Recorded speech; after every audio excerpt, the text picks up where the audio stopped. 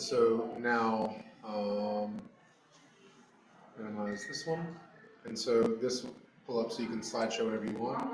We'll just leave this one in the bottom right, whichever. So it's there. And then you're going back and forth between Command and Docusign. Okay.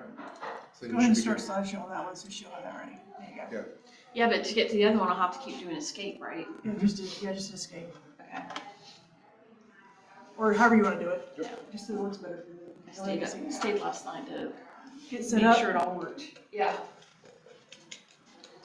Hi, Angela. Hey, how are you? Don't you have a listing? Yeah, congrats. Yes. I have two? I have to. Oh, okay. Check. One. Check. Thank you. Nice to see you. Yeah, well, good. Good luck with that. Oh, thank you.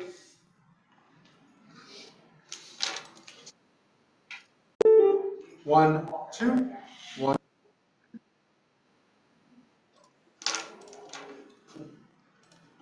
Because we're professionals. I do my checks. Yep, always. Is the lighting good for me? Do I need to get a candle? I'd actually like one of those little LED circly things, and some red on the right, blue on the left. Oh, okay, that's real professional. You go grab one of the two of those lights out of The the creation room. spotlight, No, they're actually not right. They just it's the diffuse. photographer, yeah, the fuse light, photographer's lights. That way it's not there. Spotlight in your eyes. So are we gonna go into DocuSign? Yeah, you're gonna need your command open and get a contact to use for your sample testing as you go along. You can always use Barbara. Just have a contact set up that we can use. And so you'll have Docusign and command. But command, you get to Docusign through command. So just have command open. Y'all just had to be on the furthest parts of the room away from me, right? There's still plugs in the middle. Yeah, exactly. No, but it's just like I wish everybody was on one You side. know what? I'll go sit up front because I can use that right there. Okay. As long as you're not walking back and forth. Nope. Okay. Stay right here. Well, there's another plug if you wanna sit up in front of me. That's I did it. Yeah, did you want to sit next to someone that has a computer so you can kind of see on theirs? I'm gonna bring it up here, but just let you know if you want to sit next to someone that has it. So you can sit next to Zach. You're not gonna bite her, right? That's it. Okay, all right, then we're good. All right, so while we're just waiting 1 or 2 more minutes, I'm gonna tell you about my best find for traveling. No eye contact. So when you're traveling, I found these before my last vacation, December. These are like silicone rubber. And what you do is when you have things that could leak, you put it over top of it. So you just slide it on over. And then that way it covers it and then it won't leak. And it did work because I had a makeup remover thingy that was like a push down thing. And it had all this, it would have leaked out everywhere. So these are on Amazon. They come in different sizes. So they're very, very handy if you're going on a trip somewhere and you want to make sure nothing explodes out over your stuff. Get some of these. So just a handy little travel trip. Underneath. But it's hard to reuse it. And with these, you could use it there and back. I even have like a waterproof. And you're traveling. Yeah. And you can also use a contact lens case to put your base and moisturizer in. I don't know if they make them big enough for as much base as I need. Well, then do two. I wonder if. And if you don't know what base is, then. Yes. Do we need Docusign? You need command open Okay. and you need to pull up a contact. Glasses first. Yeah. Yes. Yeah. So this is. I have my long distance ones on, but I still don't know if this is going to be. On the page of command. That'd be good. And then, once you get it, that's where you can start making sure. I go through and initially help set everything up. And I'm sure you're as well. She's not She is on the far, The one that walked past earlier, right? yes. So what they have me doing for this class is trying to record it, and I say trying to, okay? So that in the future, people could grab it from wherever we're gonna host it at, and then that way it might make it a little easier for the class. Where is, Yeah. I'm screen sharing, but where's the record button?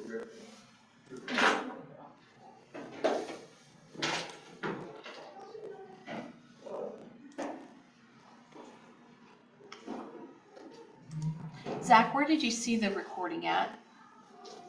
Remember when she had the recording button up?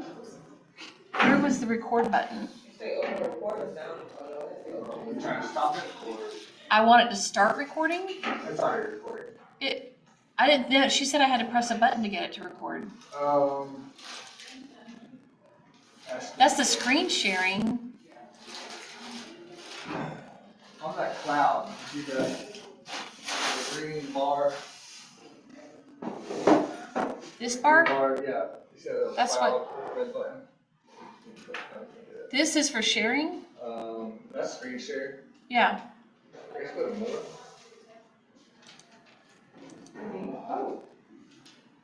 I don't think that was record. Hey, how are you? Adrian, you don't know where the record button is, do you? Don't ask me questions about. Oh, you're supposed to know this. It was just up here when Angie was here, and now there's no. Find the wrong. Nope, it's not on that screen. What are you looking to do? Zoom, we have it. Go to more and see. This is all gonna be in the recording. Pause, This is stop. fabulous. Yes, it's already recording. Okay, all right, so we're already recording. Okay then. We'll edit all that out. Yeah, please make sure you sign in. It's all recording.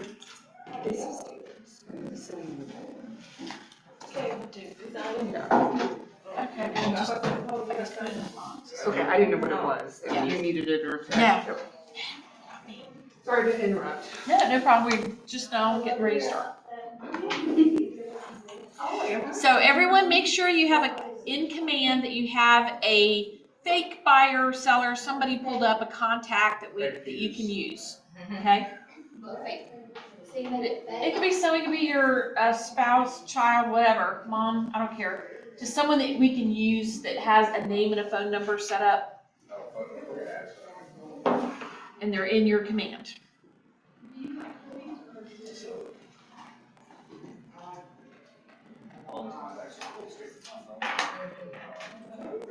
It's really.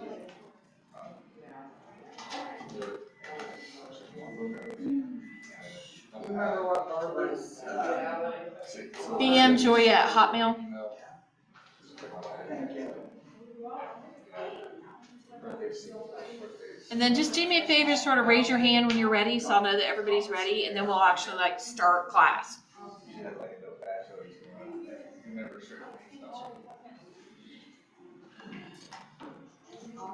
You ready? Okay. Zach, you ready? Yes. You got someone in there? Is you ready? Donna, Robin? I didn't know I had to have a new one, I'll just do. You don't have a new one, you could use anyone. I'm just- Yeah, you can have anyone, just as long as you have a contact that you can pull up. Well, but then, from this. Okay, so today's class is going to be Docusign tips and tricks. This is a class I developed to try and help you not be frustrated with Docusign, going from command to Docusign and back again, because this is what your base is going to have to be moving forward, right? So this is everything you'll need to know so that you're not frustrated. I don't want people to be frustrated with Docusign anymore. So I'm Tracy Steller, the broker in charge of this office. Is there any guests here that are not from this office? Okay, so we should all be working on the same page in the same system, right? Okay, so Docusign is the platform that we use for electronic signatures, storing documents, things like that. Command is going to be your back office. It's going to have your CRM. It's going to have what the staff looks at in order for you to get paid, all of your clients. Okay, so that's why you have to be able to move back and forth fairly easily. Okay. All right. Can you guys see these okay up on the screen? Okay. Just tell me if you can. So we're always going to start with a contact in command. You will never go straight to Docusign to start a room unless you're just doing a test room to put all of your documents in, which is what I like to do. So with all the new documents that came out in August, I have a test room, Tracy's test room, August 2024. Do not just label it test room, because when I am in there, I can see everybody's rooms, even if I can't go into all of them. So make sure that you have your name in it or something so that when I'm trying to find my own test room, I'm not popping up all yours. Okay. And whenever a new form comes out, you need to remember to go into Docusign. If you have a room open, delete the old one that you maybe didn't use yet and add the new one back in, because it won't just replace the old ones if you have a room already open with documents in it. So my test room, I use to like print out documents as well, especially if I've got them pre-filled with my information. So you can use quite a few things with Docusign without having to attach it to a contact. But to do your regular work, you're going to need to start with the contact and command and then move forward to Docusign from there. Okay? So always start, you're going to create opportunities under your command. So right here is my CRM. So if I were to go in here and pull up, yes, I made one. Kenya Fowler is my test subject. So as you can see, I've already got her name, phone number, email in here. Now what you're going to want to do is go over here to where it says opportunities, okay?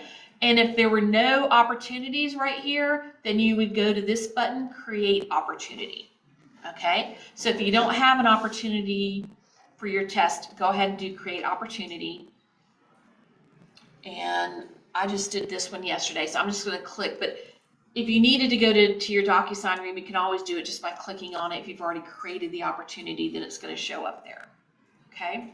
So now on this page, you're going to have to do a couple of things first. So it's probably going to pop open and you're going to have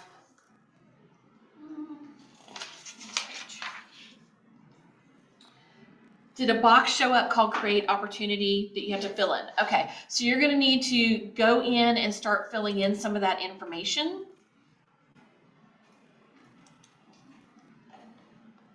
Are we making her a buyer or a listing? Do it as a buyer for now, just so we're all kind of on the same page.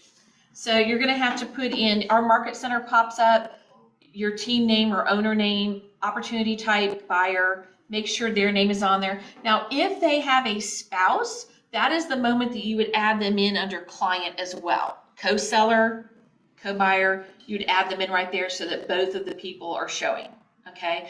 And it does kind of help if you have two in there for some of the, what you're gonna see. It will help to have both of them for assigning purposes and other things. Okay, so name your opportunity. It usually starts with the person's name and then hyphen buyer. Just know that in the future you will have to go back once you have a property assigned to that person and change your opportunity name to the address. Otherwise, it makes it very difficult for admin to find your opportunity and pay you. Okay. As far as estimated closing date, that's not a required field. Commission rate is a required field. So if you already know that you are going to be putting in 3% or whatever it's going to be, that's where you would put it at. It's not a final, no changes type of field. Put it in there. If you have to change it later, you can. But for now, you're going to have the commission rate in there, and then you're going to hit on create. Once you're done with that, you're going to have your documents right here. It's going to pop up where you have to choose a checklist. I have a question, Chris. Is that opportunity phase, you keep cultivation? You do, at this point, I usually move it forward and go to the next one, which is, oh, I don't have it on that page. I put select opportunity phase, like I'll put active, appointment kept, that sort of thing. And then It only gives you a couple of choices, so just pick one and go. Yeah. It's not super specific at this point what you need to do with that. Okay, so you got your checklist and you're gonna click on the down arrow next to residential. And you're gonna see the different types of checklists. What if Now- there's no Wait, reservation? wait. Where? You're under Documents tab.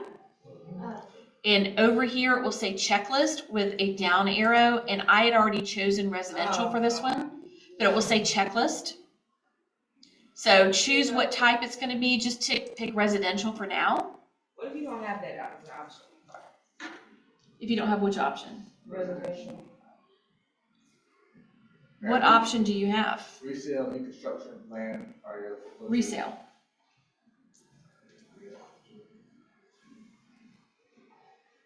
Did it pop up with residential for you then at that point once you hit resale? What about this side of the room? I got it. Did it say residential or resale on yours? Residential. Okay. My computer's on slow. I don't know if it's me or the operator. Maybe it's because I made it a listing. Yeah. Yeah, if you made it a listing, that could have made a difference. That's why I said do buyer, but it's okay. Just hit resale.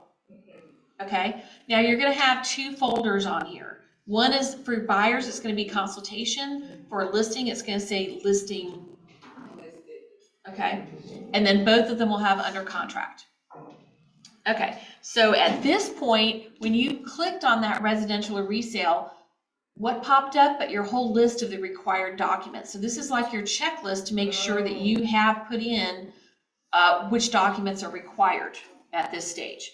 And then the under contract one will have all of the under contract documents. So it's your own little checklist right there.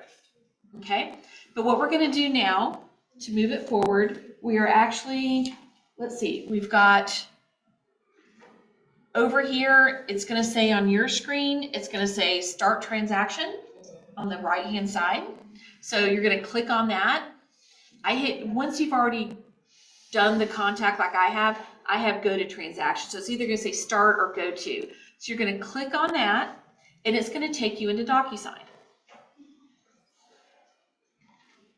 Are we gonna actually send this to, the person? No, you don't have to. Cause it's his work email, I realized. I probably shouldn't. I'm hoping I remember my password. Yes. Okay, so when you go to your room, this is now your room that is associated with this contact, right? Is everyone, Mine won't create. It just comes.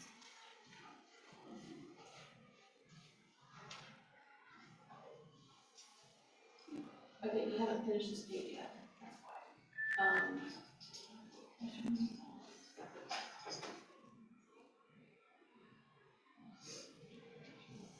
That's why. Buyer name? We'll have a buyer name there.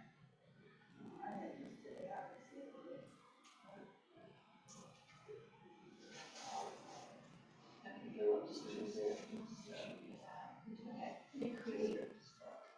Yeah, you got this. So basically, I really have to that is. Barbara is there. Which is why I'm at this office. I mean, I do. Okay, right, good.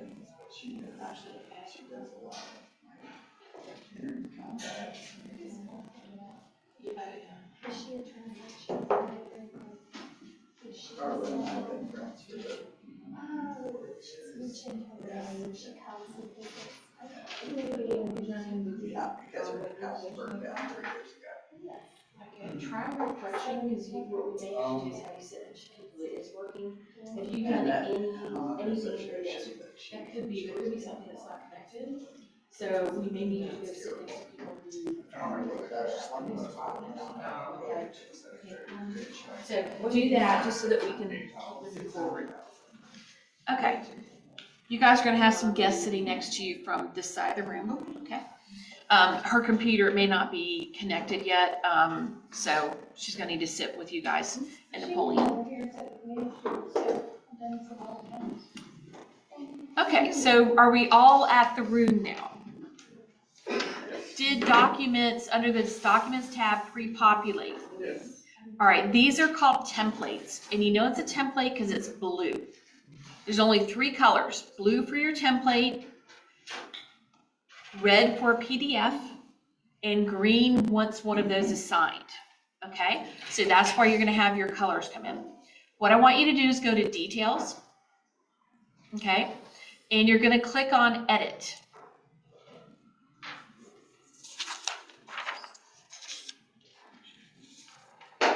All right, so as you can see over here, your name on this is probably going to be your buyer's name.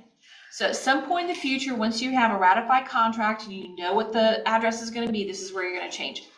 For now, I want you to go down. If you did a buyer, then go down, scroll down until you get to buyer 1. Okay? Buyer 1. You can do listing. Seller 1, okay? But you're going to enter in their phone numbers, their name, phone numbers, email, and their address. If you don't know their address at this point, that's okay. But as much information as you know about the person needs to go under your buyer. If you have a second buyer, that will be right here under the second one. I don't know if you know this, but on TV world and movie world, every number that's fake is 555. Just a little, entertainment factoid. So that's why I put 555, because that is for fake. That's what you ever see everybody dialing 555. Okay, and then underneath of this is going to be your buyer agent 1. You're going to put your information. Now, the reason why I have all 3 of these phone numbers filled in is because one of the fields is populating and not the others, and I can't remember which one it was. So just enter your phone number for all 3. And then you're going to put Keller Williams Realty for the company and our office address. So now over here, Zach, you're doing the sellers and the listing agent. Okay.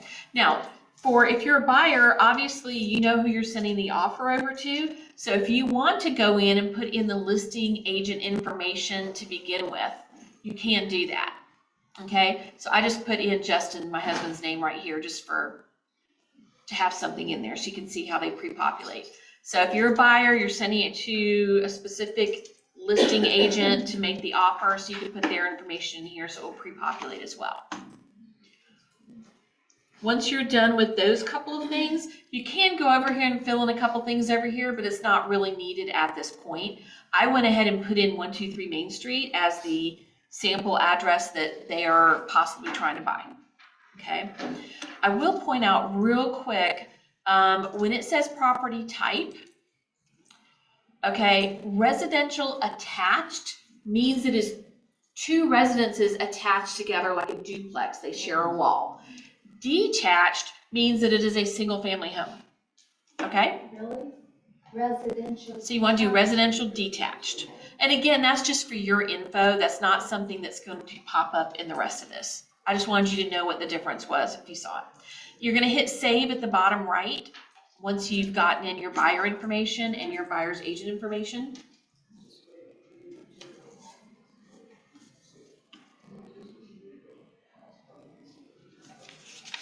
Okay, now we're going to go over here to documents. So let's see, what other forms might we want beside these 6, right? Sometimes you're like, well, I know I want to add in the fraud form, the wire fraud, the flood insurance form. So what you want to do is go over here to add, and you go down to Docusign forms. Now, if you have a PDF that you're adding, you would do it by computer. But for our purposes, we're going to do Docusign forms. Okay, are we all here?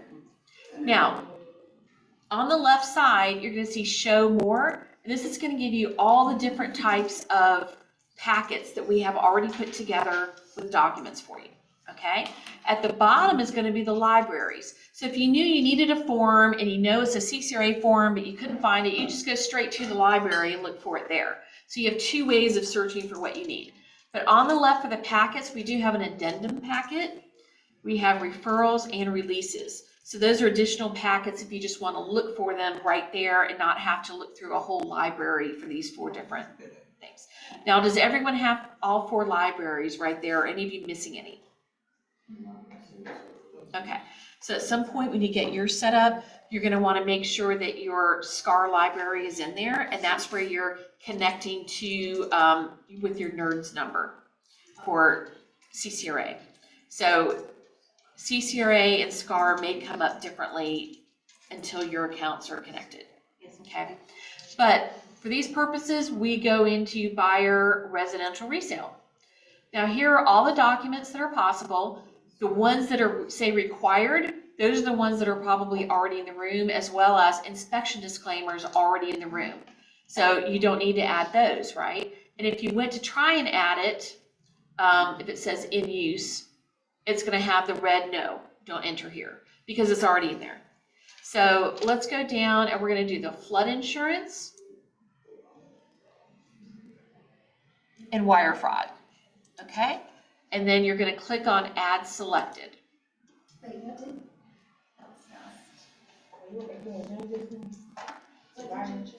No. Flood insurance and wire fraud. Which one did you go in? Okay, And Just out of curiosity, where's the one that's, for your rejection? I know it's showing that SCRD. that is a SCR form. It is. Are we? Okay, so here we were with adding documents, okay? We clicked on the box and then we hit on the bottom left, add selected, okay? So you should be back in your room and you see how it has these two, that's how you know they're the new ones.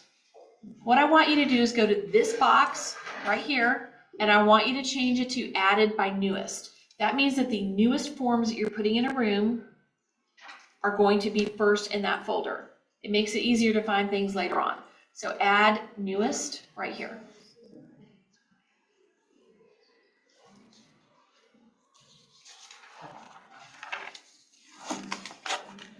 Okay, are we good so far? that's a nice little trick. Yes. Do you check them to, You just check the box for added newest. Okay? Sorry.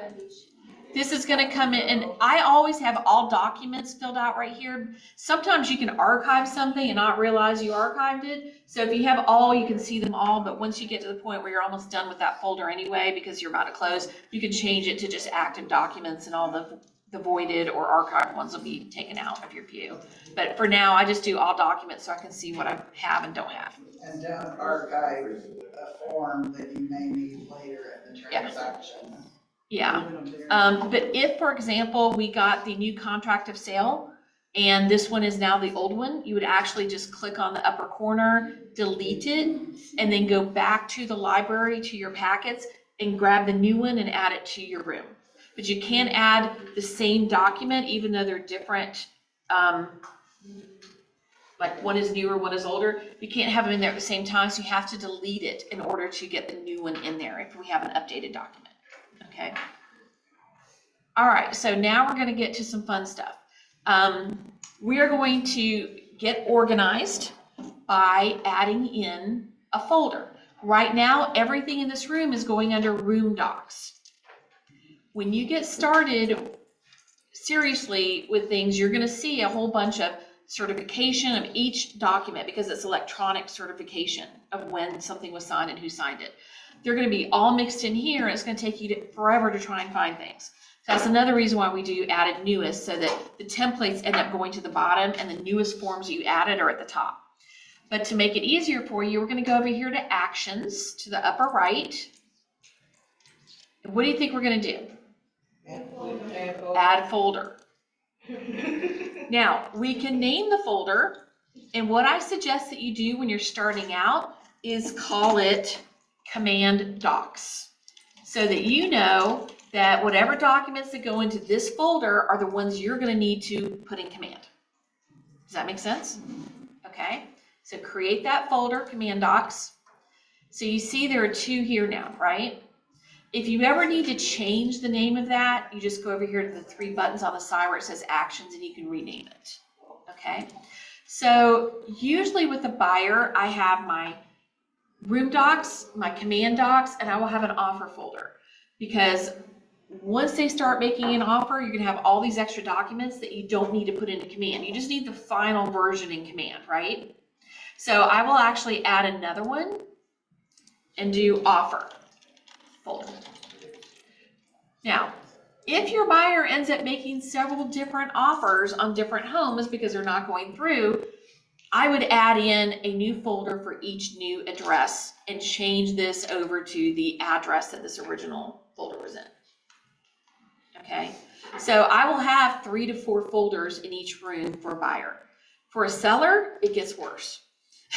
It gets better because you're going to be more organized, but you're going to have your room documents, you're going to have your listing documents for command, then you're going to have one for any offers that come in, and then you're going to have one for the ratified contract or accepted offer folder.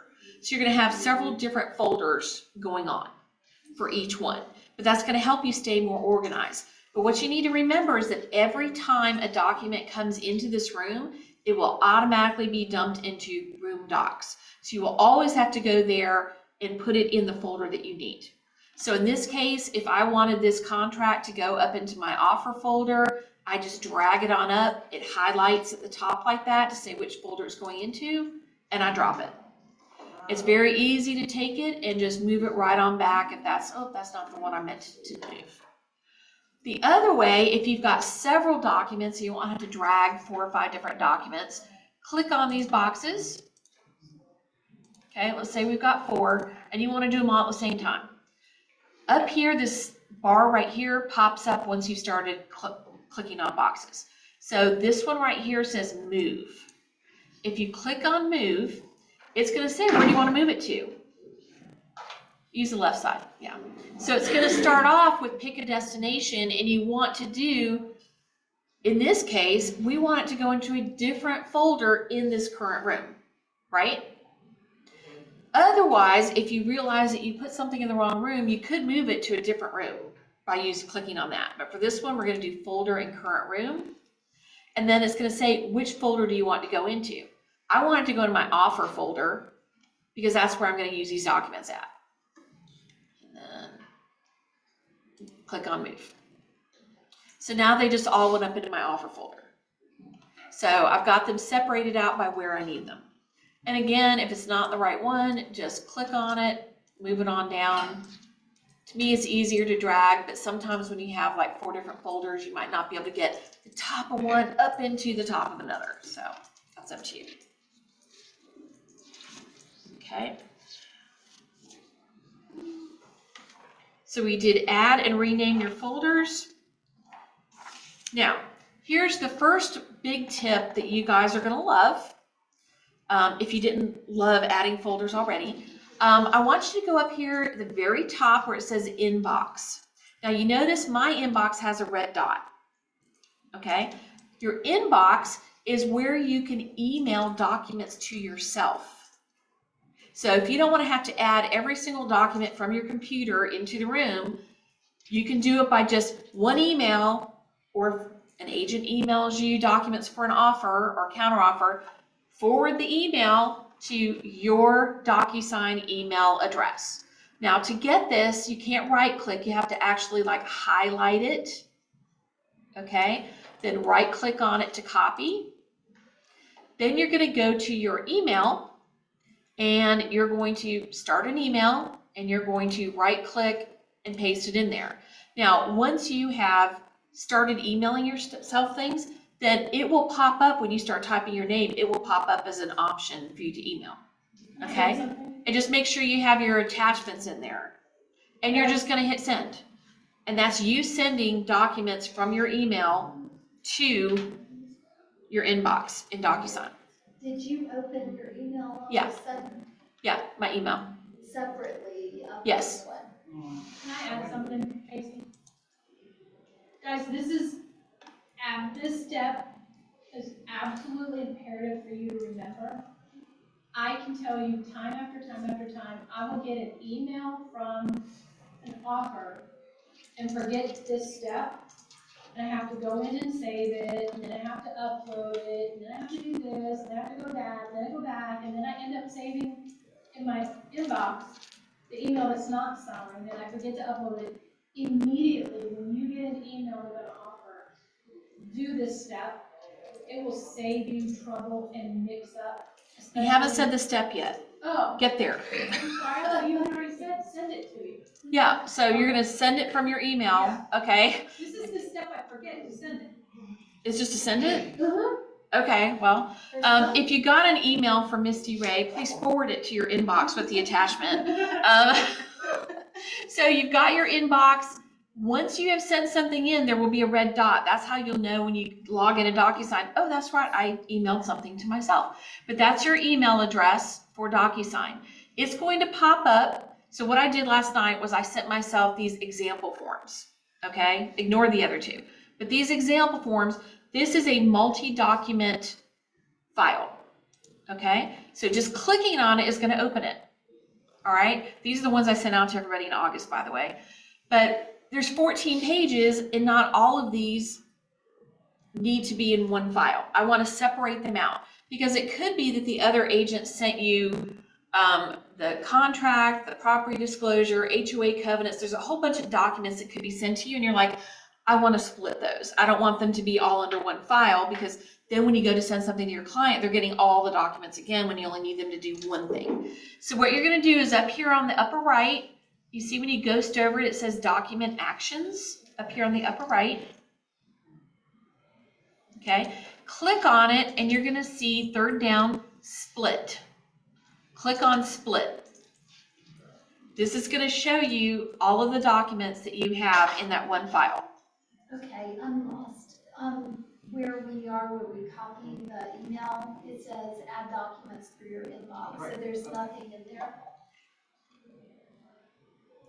Okay, you will need to email yourself something, a file, if you want to be practicing this. This one step you don't really need. You can watch it on the screen. You don't have to actually do it. You can watch me do it and you'll get it, okay?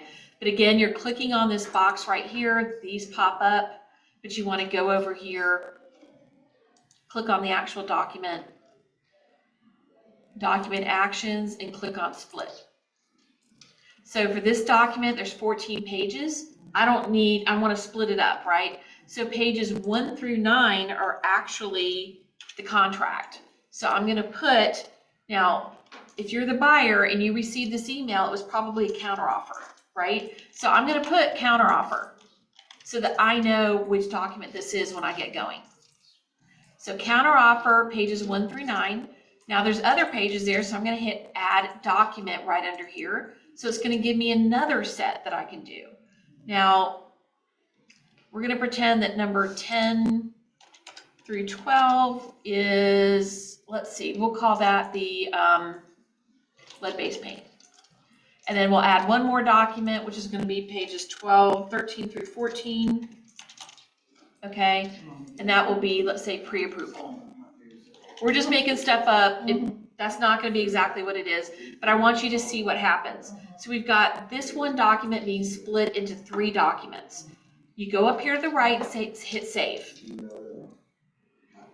Now in your room, you can see the original document because it was the original name, and now you can see the other 3 documents with the correct names on it. These are the ones, now that they are the correct name, because you have to make sure they're correct before you put them in your room, or you'll end up kind of driving yourself crazy. So I don't need to put this example one in, but if I wanted to, you could put it in too to move it. So we're going to go up here to this move button again. Okay, hit move. And you're going to select on, now this time, it's not a folder in the same room, we want to send it to a room. So we want to go to an active room. And then I'm going to start typing in Docusign tips. There's my room. I click on it. I'm seeing, yes, those are the 4 I want to send, and I'm clicking on move. See, it moved it on over. So now I'm going back to my dashboard because I've got to get back into that room. The most recent room that you've been involved in is going to show up first on the far left. So I'm going to click on my room to go back into it. It's going to automatically go to details. We want to go over to documents. Okay, do you see where they all landed? In my room docs.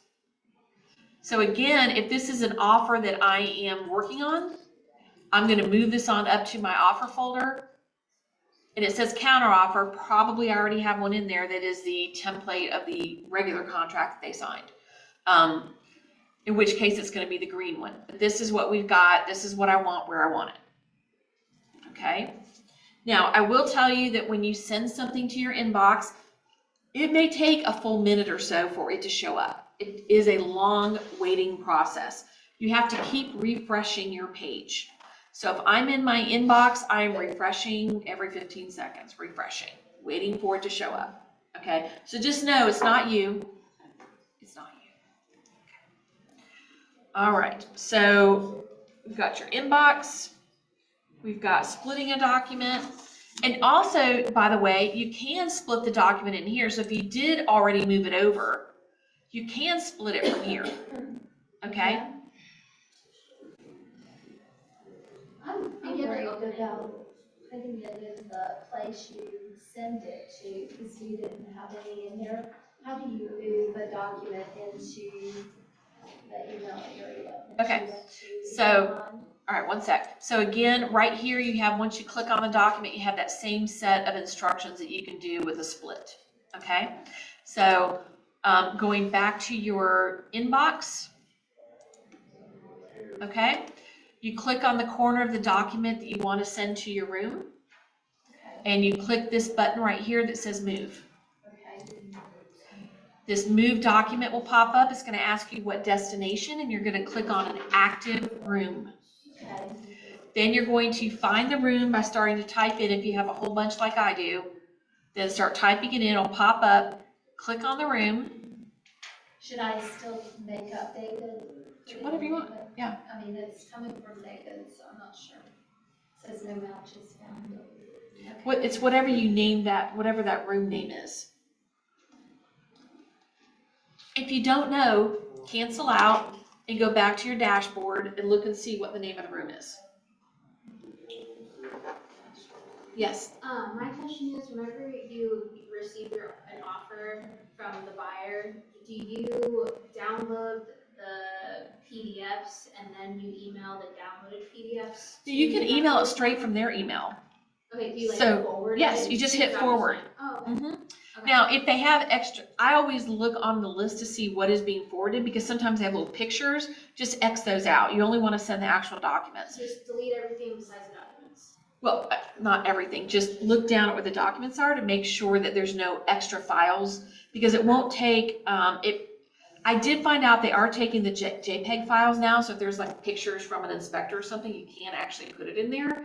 But there are like Excel and stuff, they sometimes won't let those move over. But a lot of like lenders and stuff have extra pictures, their loan name and all this other stuff. And so when you're at the bottom of the email, you're like, I don't need those things, so just delete them out and just forward the documents that you need to your email. The Docusign. Yeah. Okay. Okay. So did you find your room? Well, that's the problem. I was in his room already trying to take documents to email to his room. Okay. So, forget Okay. All right.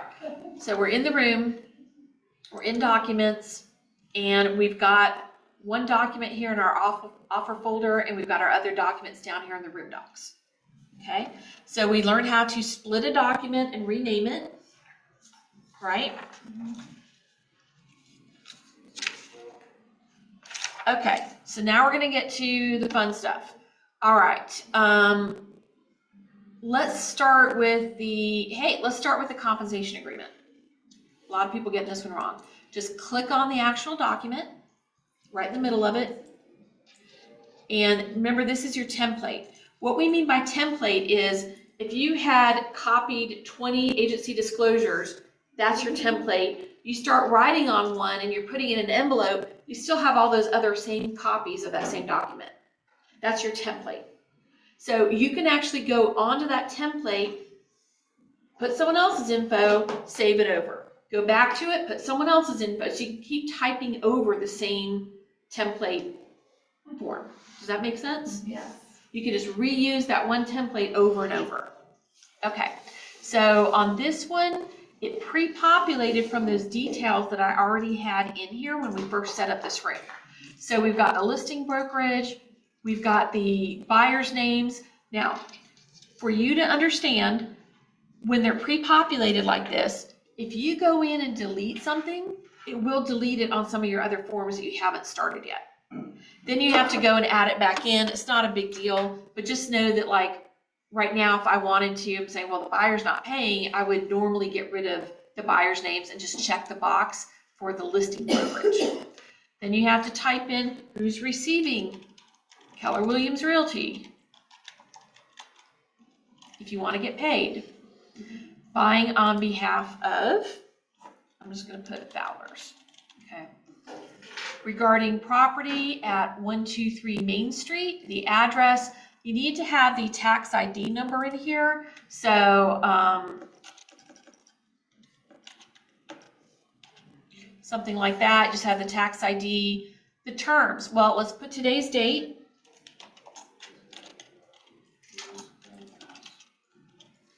Through, we're gonna close on this in 2 months. So we'll put March 15th. You don't wanna put a whole year in there. You wanna put how long is it gonna take you to close plus an extra couple weeks in case it gets delayed. So you don't need to make this excessive. And then you're asking for compensation. So over here, my buyer's agent agreement on this particular one is 3% because that's what I put in Docusign command when we were first setting up this room, right? 3%. And I expect to get paid at closing. So that's all you need to do. So you've got who's paying it, who's being paid, buying on behalf of the Fowlers, the buyer's name. You've got your address for the property and your tax ID number. You've got your terms, the dates. You've got how much being paid at closing, and we're done, right? So we're gonna hit save and close.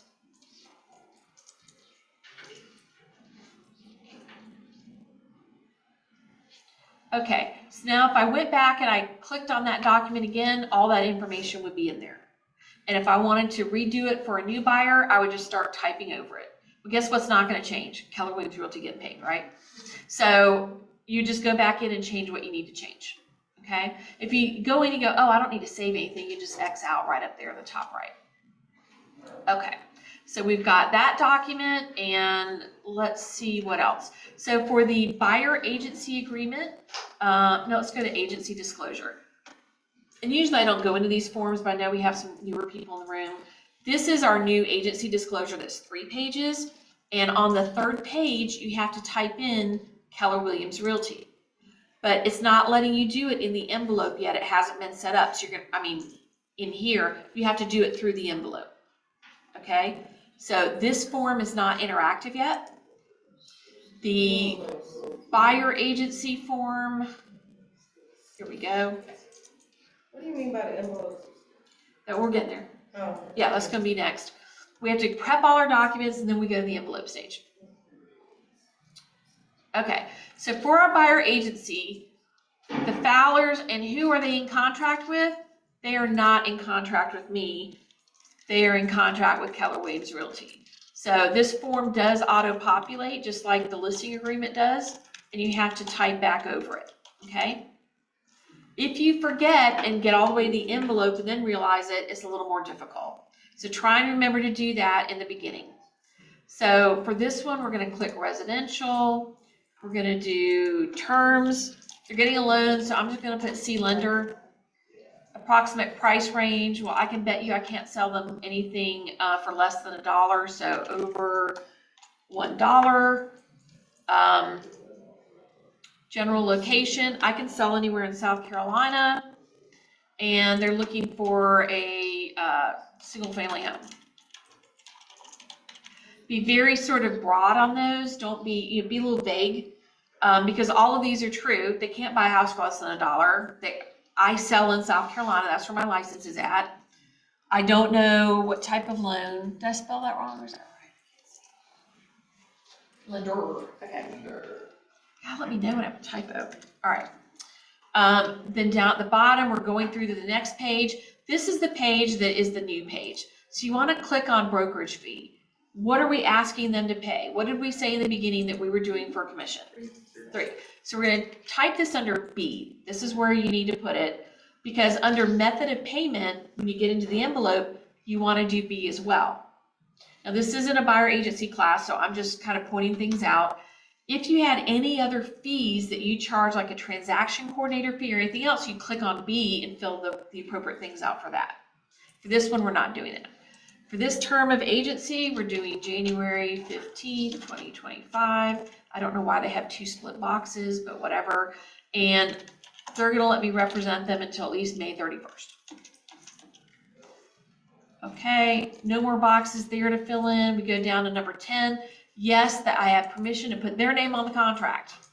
That's disclosure. If there's anything else you need to put under in contingencies, and again, this is just the bare minimum. Because we already put in the details, their email and phone number is pre-populating. I had their address in there, right? But I told you if you don't have it yet, that's okay. It pre-populated Keller Williams Realty. So basically I'm good to go on this form. So I'm gonna hit save and close. It's now set up. It's not ready to be signed, but it's set up, okay, on your template. So now we are going to go to the next step of the envelopes, okay? So we want to click on whichever documents that we want to be put into the envelope. I'm going to put,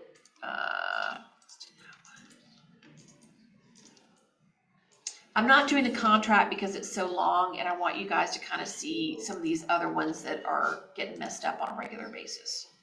Okay, so I've got my forms. I check the upper left-hand corner. Okay, and we are going to then click on this create envelope. All right, you see that pencil? Create envelope.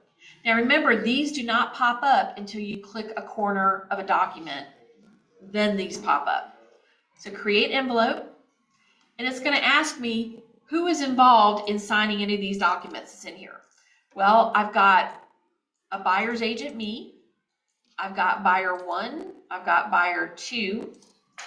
And that's where I'm going to leave it for there. So hit continue. And it will pop up and say there are assigned spots that you did not include somebody on that list to be able to sign for this envelope. So if you forgot to put buyer's agent and this has the exclusive buyer agency agreement that you have to sign, it will pop up and say, hey, this person has not been assigned to be able to sign on these documents. Okay. Now, for these, I like to put these in a specific order. Okay. Now, normally your compensation agreement will probably be sent before any of these other documents. So we'll probably an envelope on its own, but I just have it in here because I want you guys to see it. Normally we're going to have the disclosure first, the buyer agency second, then a contract, then the property disclosure, whatever, and then the wire fraud. But all you have to do to move them is just drag them over to where you want them to go to get them into the correct order. At this point, if you decided, oh, I don't want the compensation agreement in there, ghost over it and you can click on this and delete it from this envelope. Now, if you only have one document in there and you realize it was the wrong one, if you go to delete it, it won't let you because it's the only document in the envelope, but it needs at least one in there to be an envelope. So at that point, you can go right here and click on upload, add from a room document.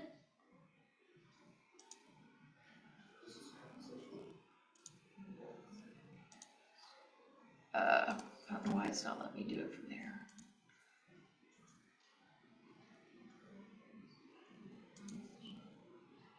Okay, normally it lets you, it shows up the documents and lets you add it.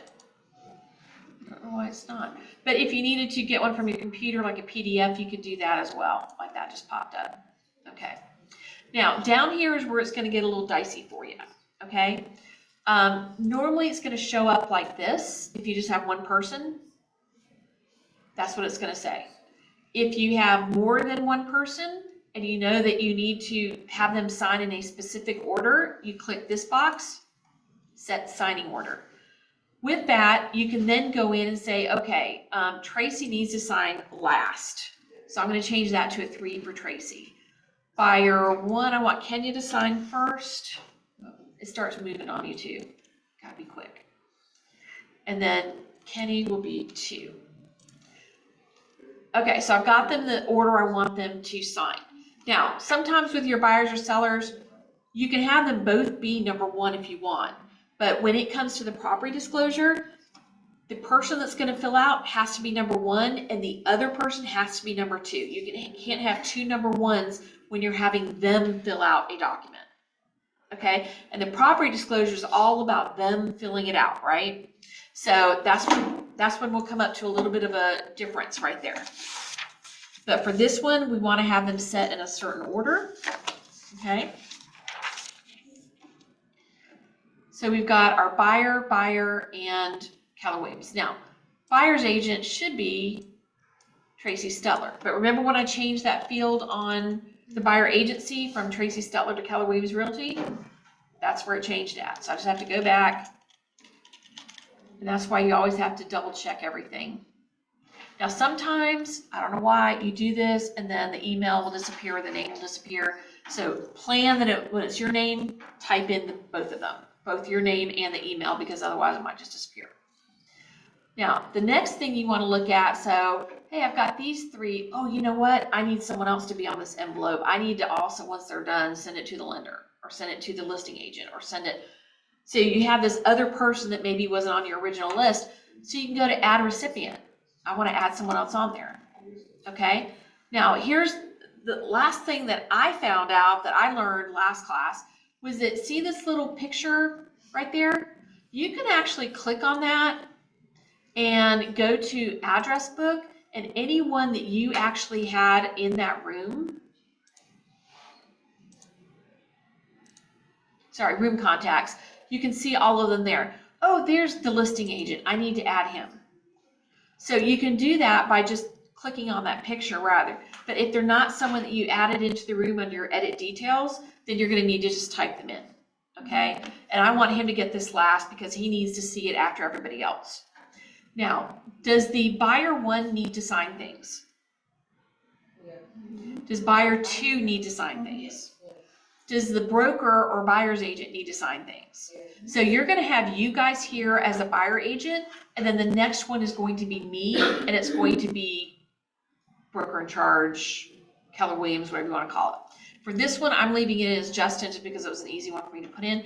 I don't need him to sign. I just need him to receive a copy of everything after it's signed. So I'm going to click on this down arrow and go to CC receives a copy. So the last person signs, it immediately sends it over to him. Now, if you need to know, if you're sending an offer, do you think you might need to know that that listing agent has received it and opened it and that they're getting ready to present it to their seller? That's kind of important, right? So you might click on needs to view. Needs to view means that you will be notified once they open the envelope link. If they haven't opened it, you will not get a notification, and you'll know you need to keep going back to that person like, hey, I sent you a Docusign envelope with the offer. I need you to open it. And then that makes them have to open it, and you will know that they opened it. Otherwise, receives a copy, it just zips off to them, and you're not notified at all. You just know it goes. So really kind of need to know that. So normally you will have needs to sign, receives a copy, or needs to view. I have not myself done in-person signer yet. I have seen other people do it because you can actually see them typing onto the iPad or whatever. But I have never done that myself, but I know other people have. Okay, so now we have come down here. Can you hit 2 at the same time? So how can you CC it, but then also know that they opened it? You can't. Well, then you would just you would do need to view. If you want them to sign it, then you hit needs to sign, and you will be notified once they've signed it. The only time you don't get notified on any of this is receives a copy. That side, yeah. So receives a copy, you will not be notified. The other ones you will be notified. You'll be notified when Kenya signs, then when Kenny signs, then when Tracy signs, you'll get notified. Once they're all done, all those people that signed will automatically get an email with copies of the forms that were signed. Okay. Real quick, with the compensation agreement, to remember correctly, it's just you signing it after the. Yes, if Keller Williams Realty is paying the listing or paying the other broker, then I always sign on behalf of Keller Williams Realty. okay? So So at the buyer's, so at the listing side. So whether I we're the send listing or the to- buyer side, I'm signing it. So just to the two of y'all, I do not sign it. You can, but that's not gonna get you through compliance. If you wanna get paid. Yeah. No, and I need to look at them because a lot of people are filling them out incorrectly. They're forgetting to put Keller Williams to get paid. They're forgetting to put dates. They're forgetting to put the commission. I wanna make sure you guys get paid. That's why I'm requiring it. It's for your own good, okay? It's not because I'm trying to be difficult. It's because I want you guys to get paid. And so that compensation form has to be filled out correctly. Now, do Okay. we send it to you, like when you're on vacation and I was trying to make an offer? I send it to the listing person. That never went through, but. Well, you send it, if I'm gone, if I am on vacation, whatever, I usually have the instructions on who to send it to, and Brandon Hoffman is the one that normally is the one you would send it to for signature instead of me. First is what I mean, first or second? First. Does it matter? Oh, Our does it side, if matter? we're sending a compensation agreement to the other side, then we sign it first. So you need to see it first. Yeah. Okay, I did not. Okay. All right, so do we understand the differences in those signing versus viewing? Okay. All right. So we added recipients. Now we're at messages. So right now, this one message box will go to everybody on that list. Well, my message to different people on here is probably gonna be something different, right? So my buyers might have one set of instructions, then I might have something else for my broker to sign. And when I'm sending it to the listing agent, I don't want him to see what I'm sending to the buyer, like my notes to them, right? So in order to give all of them separate instructions, I'm gonna go down here and click on custom email and language for each recipient. So now it's gonna say to Kenya in English. And honestly, you guys need to delete the email subject, because when you send it, all that's going to show up on the other side is complete with Docusign. That is also the name of your envelope. So if when we go into our envelopes and all of them say complete with Docusign, how are you going to know which document was in which folder, which envelope, right? So we're going to delete that, and we're going to put what was actually in here. So I might put in here comp agreement, that was in there first. Then we had our agency disclosure. We had our buyer agency. What else did we have? What was our fourth one?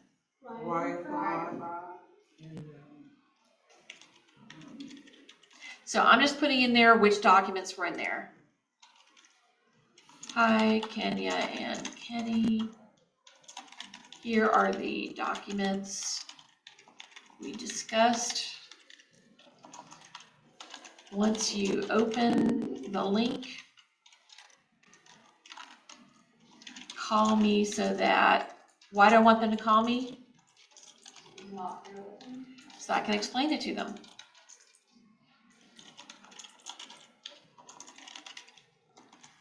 Okay, so that's the message that I want to go to Kenny and Kenya. So I'm just gonna copy that, put it down here. Let's go ahead and do this too.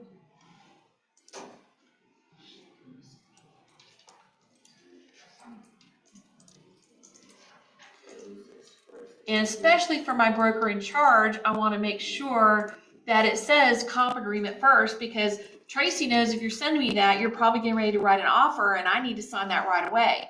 If this says please DocuSign, I don't know that it's urgent. And I'm like, okay, well, after dinner or whatever, then I'll sign it. But if I know it's a comp agreement, Tracy might stop what she's doing and go ahead and sign it for you so you can get that on out the door, right? Tracy usually will. He almost always does. Especially if it's during the evening, I'll be signing it quickly. If it's 7 in the morning, not gonna happen. All right, so, hi Tracy, please sign my comp agreement. So when we're sending those, you just send it all and it'll first go to you and then to the other person. No, I set the signing order up to go to the buyers first. With the compo, But, how do you separate it? okay, 5 minutes ago I said the comp agreement is normally sent out separately. it's sent out by itself. Then we do the other ones, but for this example, we're doing it together so that you guys can see what's on there. Sorry. Okay. No, it's okay. So we've got those two for the buyer's agent, for the buyer agent / broker in charge / listing agent. I want this offer to get over there to the listing agent as soon as it's signed. So again, we're going down here, and the last one here is to Justin, the listing agent. So in this case, I might put 123 Main Street so that when he sees it, he'll know what the envelope is concerning. Okay? Here are the offer docs. Whatever you want to say. Call me if you have questions, blah, blah, blah.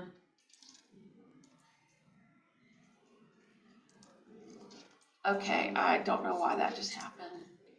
I think that's Adriana's here.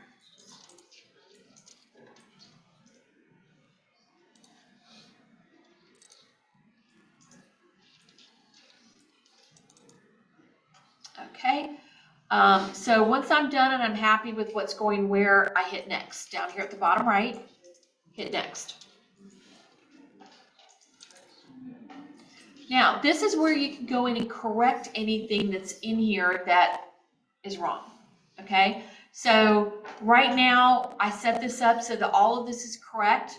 The only persons that has to sign, we've got the yellow, which we don't want Kenya to sign. She's not signing this. So I'm deleting that box. I'm just clicking on it, and that should be probably Kenny. I'm clicking, don't want those two people. I'm just taking these out, okay? Because who do I want on here?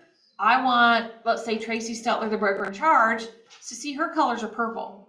You see that? You have your different colors for different people. So I'm gonna go down here and I'm going to add a signature for her and the date signed. Okay, that's all I need on here because I'm sending it to the other side for the other signatures, right? Now I'm going to show you the other stuff in a minute. I just want you to see that one. That's what you have to do, broker signature.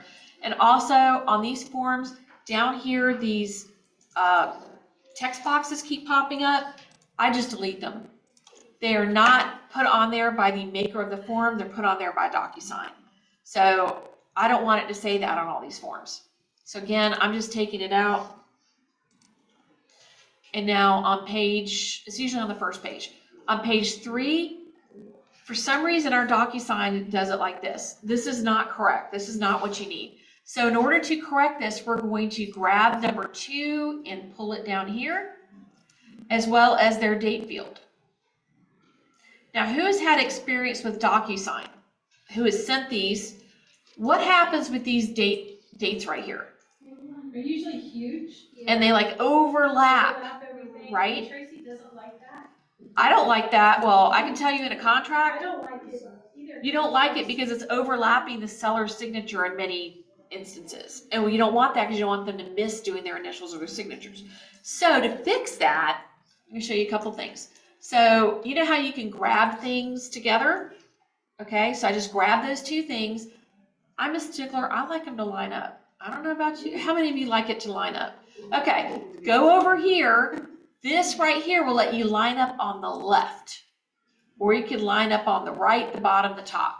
Do not do bottom and top when they're like this because then they will go on top of each other.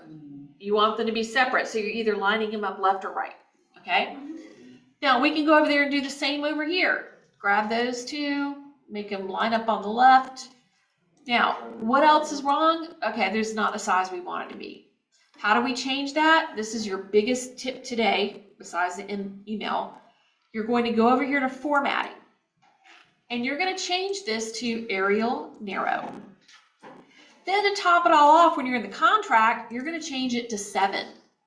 Because that's the only way that all of that will fit. And stay where it's supposed to stay and not overlap everything else in the paragraph. Okay? It may look tiny, but that's good. That's good for this. Then we're going to go right here and we're going to type in Keller Williams Realty. Okay? So now Keller Williams Realty is in there. And it disappears, but I think it does actually reappear later. And you can either type in the box right there or add text over here. See how it is showing that's going to be in there? It just looks like it's not. but the text box right here on the right is what's in there. I don't know why it's doing that, but it's doing it on this particular form. Now, one more person has to sign down here that wasn't assigned. Who's that? Well, for our office, it's the agent. So if we're saying Tracy Stutler is the buyer's agent on this one, so I'm doing that. Now, I want it to line up here too, so I'm just gonna get all these, grab them together and line them up on the left. Okay, it's a little bit bigger. So we do sign it. That's where I'm confused. Yes, you reduce it by That's what using I the was corners. asking, and I thought you were saying I don't sign it at all. For this form, this is the agency disclosure. You guys are explaining it to the client, so I want you signing it. It could be different for your office, Lisa. I'm not sure who you have. Now, because we reduced those two spots right there, if we go over here and grab my date, put over here, it is now in the same format as the other ones. Now, you cannot grab all three of these like we did with the signatures because you've got a text box in the middle of it. So know that if there's a text box in the middle of it, you can't align those all three together like that. You can only do those two together. But these three don't have a text box in the middle of them, so I can line it up. Okay, now we're going to the next form. Okay, I changed it over there in the template. Keller Williams Realty is in there. I have my two buyers' names. This information I'd already filled out. And then I get down the bottom, I'm like, oh good, those are in there. What's missing? The buyer's agent. I don't know why it didn't put it on there, but anyway, so we're going back to Tracy Stutler again, we're doing initials. So you as the agent are the ones initialing because you're the ones actually explaining it to the buyer. So now I can go in here and I can line all these up on the top or bottom, okay? To make sure that they're all in the same spot. Is that the bottom right there? Can't see. Here we go. Now, if I found that these were too big, I could go in and highlight them and reduce them all together at the same time. Okay? But we can leave it like that for this one. Now, here's the biggest problem you guys are going to have. What is different about these boxes right here? Not highlighted. They're not colored in, right? You see an outline of a color, but they're not colored in. That's because they are optional, because it's A, B, or C, and you can't have more than one at a time. So you have to designate which ones are the ones you want to use. So for our example, we are, for example, Lisa, using 3%. That's not required, that is an example. So we go over here to these, we can highlight these two at the same time, delete. We don't want C, delete. And you see how the 3 is still there from when I filled it in on the template, okay? Now, for method of payment, same thing. I'm getting rid of the ones that I'm not using. And this leaves behind 4 that are still not colored in. So I'm going to grab all those 4 together, and I'm going over here, and I'm clicking on required field. Do you see how that colored them in? So you have to do that? You have to click on required field, or they will not know to initial there. They might skip it, or they may initial all of them. I see that all the time, you guys. You don't assign it, and then what happens, they initial all of them. Well, that, we can't take that. So what else does Tracy like to do when she sees it like this? They're not centered, and they are overlapping. Drives me insane. So I'm just going to kind of slightly do that and just move these over a little bit more, okay, so that you can actually see where they're at. Now here's the problem on this one. You have to get it right there on that line, or it's going to look like it is on C instead of B. So you have to kind of get it in there. Where did that little box come from? There we go. Put that back where it belongs. Okay, and then if you have to, you can even reduce that like a tiny bit more if you needed to, if it can't.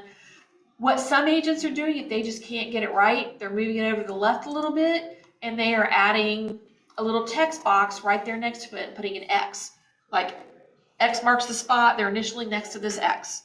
So some agents will do that in this spot because it's very hard to see if they're initialing B or C, and we have to know. That's a big difference. So to do that, I go over here. This button right here is pre-fill tools. They are gray. You see how they don't match anybody's colors? anything that you use in this gray box cannot be changed by anyone. So if you use one of these, know that nobody else receiving this document can change it. It is on there for life. So let's say we wanted to do a little checkbox there. So we move it over, we put it, and then we're gonna, okay, now I check next to that because I wasn't sure if it was gonna be visible enough. You don't have to do the checkbox. I'm just letting you know that that is an option on there, okay? Now we're going down the next section, and what do we have? A lot more boxes that aren't colored in, right? Well, if these do not apply, if you are not charging them any sort of transaction coordination fee or any other fees, we are just highlighting and deleting them, okay? It doesn't count. So we're not checking the box. B does not count. We want to make sure the dates are correct. Now we go down here, the second disaster for this page. Everybody gets it wrong. All right. Well, the people who got it wrong are now getting it right. They learned how to do it, right? We know that they have to initial up here that they received that agency disclosure that we've already explained to them. That was one of the first documents. Down here, though, it's dual agent, yes or no. Designated agency, yes or no. So we can only have 2 of these 4 spots, right? Because the other 2, it's one or the other. You can't have both. So if it's, we will consider dual, then we take out the permission to act as dual will not be considered, take those out. Same with designated, take them out. Now you're left with 4 all squished up again. So we're going to grab those. We're going to hit required, so they have to fill them in. I'm going to move them over a little bit. And then I'm going to grab those blue ones again, separate them out, separate but equal. Oops.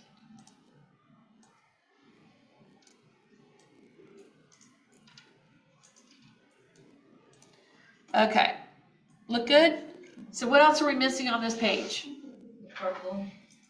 Yep, you're missing mine. So we go back up here. Make sure you got the right one.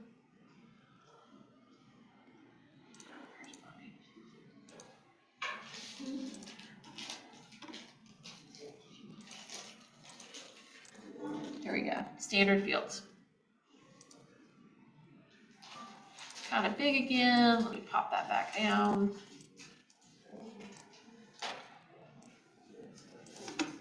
That's again the agent initially at the bottom of each page. There's that checkbox I did.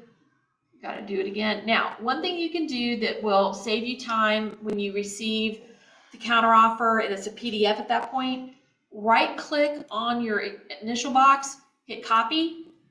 Then when you go down here, right click again to paste it, but instead of hitting paste, I want you to put paste to location.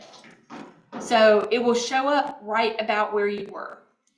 Otherwise, if you hit paste, it may pop up there or it may pop up somewhere at the top of the page. You don't know where it's going to go. It's going to be somewhere on there. So right click and paste to location. Now we're on the last page. The date field is already going to have the time on it from Docusign, so I don't need that there. I'm going to make that narrow just so that it matches everything else. I can leave it at 9 because it's not going to go. It's not going to go that far out, and it's on narrow. But I have their email address, their phone number. This is where if their address was not in here, and earlier maybe you didn't ask them for their address, but it needs to be filled in. So I'm going to go to Kenya, who's my #1 signer, and I am going to put a text field in there for her. There it is. And I'm going to put it in these spots, so just pretend I'm putting it in that spot. Okay. That way, when I send this, she has to fill this in because it's her color. She cannot exit the form without filling this in. Whereas those gray ones that I did, those are just on the form. I put them there. They can't be changed by anybody. But this will allow her to put the actual address in. Okay? Now, what else is missing is your signature as the buyer's agent. Go ahead and put yourself there. You can either put yourself there or right here, either one. But you'll have your signature and my signature on here. Okay, so 2 different colors. You're going to have your date. And again, it's sort of lining up with how I had it earlier, the smaller size. Okay? And as usual, I like mine to line up. Okay. And then make sure it says Keller Williams Realty and not your name. So now I'm done with this document. Oh, except for the initial there at the bottom.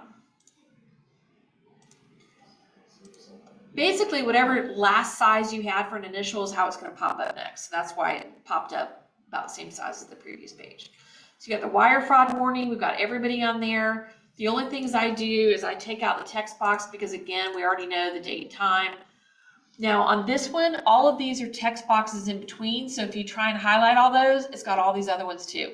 So I go in and I just go ahead and change those to Arial and Arrow. And if you're having problems changing the size of it, the font size, then you can also move this up so it doesn't overlap with the time. That's something else I used to do. But for me, I like to just go ahead and make it 7 so that I know it fits. And I'm not having to worry about that. One sec. You know how you couldn't do like the box to highlight all of them? Well, if you hit one and then you just hold down shift. Control or shift. Shift, and then you could click each individual one, so that way you can do them all at the same time without doing the little box. Oh, nice. Okay, see, I learned something today. All right, and then I'm already down there. So we are done with these forms.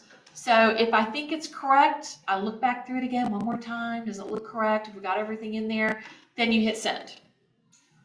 I'm not going to hit send because I have people on here that don't know they would be receiving an envelope. But if you want to send it to someone, you can, if you want to try that. Otherwise, you hit save and close on this. Actions, save and close. So all my documents are now saved. It shows up as a draft under my envelopes. And when I click on that, this is where I can actually go in and look to see who's opened things, who have signed things. It will show you. So it will show who's on here. If I need to make a change in the envelope before they've signed it, I can do it before they've signed it.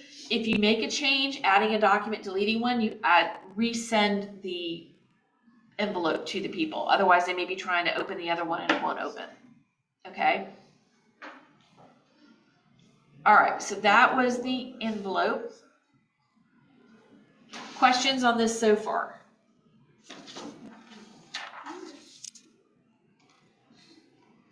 I'm just going to go through this so you guys can see. This is the Google Slides I've got that I can send you after class so you can kind of see how we got to where we did in case you couldn't do it on your computer right now. Okay, so I just kind of have, it's like I think 45 pages or something, just giving you set signing order, adding them in, recipients, adding room participant, the signing permissions. And this is all me making these up, so these aren't high dollar slides. These are me learning how to do a snippet tool, going, oh, I can do this. So there's your email subject, individual emails. So if you have, sometimes you will get a couple, they might be over 80, that have 2 separate email addresses. No, they've got one because they don't have to even do one, right? So you can have 2 people with 1 email address, but you do need to put them on your signing order list separately. Okay, so one needs to be number 1 and one needs to be number 2. Talk to them ahead of time together. Oh, you do? Okay, you both are sharing the same email address. Make sure you've got the buy-in from both sides. Occasionally, you may get people who are divorcing where you're meeting with one person and they're saying, oh, yeah, we're sharing this email address. Like, if there's a divorce going on, we have divorced your emails as well, okay? So you want to make sure that they will be signing into their own Docusign account, all right? We don't want them signing the same one because then we don't know if one of them signing for both and the other one doesn't know what's going on, so you get the closing table, and then you go, wait a minute, I didn't know I was getting nothing out of this. So yeah, so 2 people, 1 email address. Make sure that there's on the up and up with both. They have to be separate signing order. Make sure their legal names are in there for the email address and everything. Okay, the same goes to the property disclosure. Like I said earlier, when you have the property disclosure, one of them has to fill it out. You can't have two filling it out at the same time. So whoever's first on your signing order, seller number one, first, they're the ones filling it out. So if you are doing a listing, make sure you know who's going to be filling out. Like when I'm at my listing appointment, I'm asking them, okay, which one of you will be filling out the property disclosure? Here is the paper copy. This is your homework. You're either going to fill this out and email it back to me, or it's your paper copy and I will send it to you electronically, and you will have to check all the boxes and do it electronically. Electronically, number one is the only one that can fill it out. It has to be separate number from the other person who will then see it and sign it. Okay? I know that's a little crazy. Let me go. Here. Okay.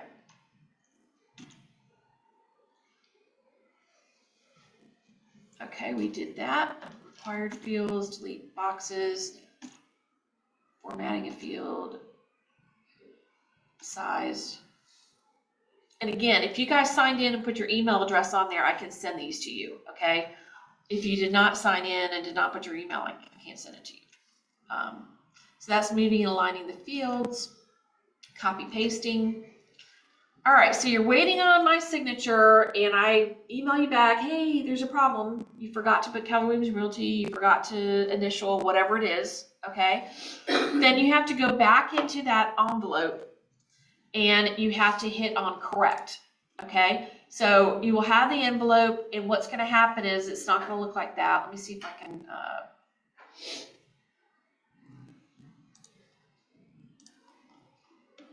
I'm gonna have to go out of this one into another one just so that you can see another one, what it looks like.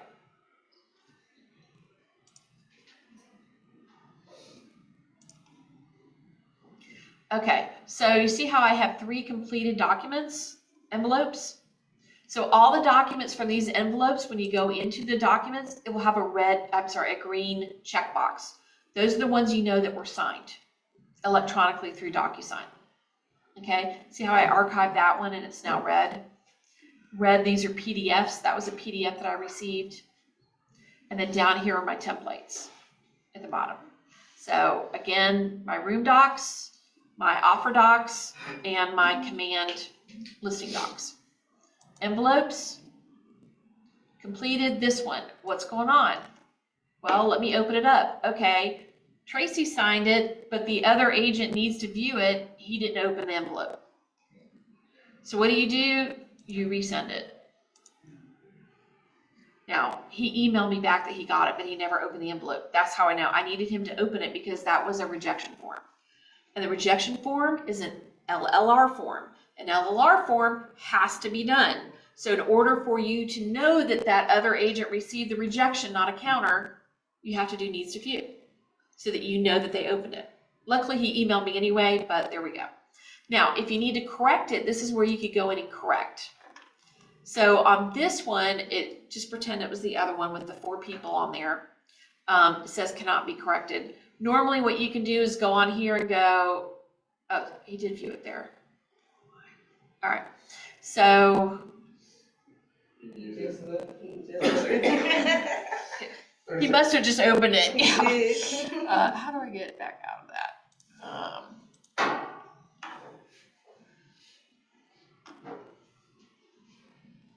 Yep, he viewed it.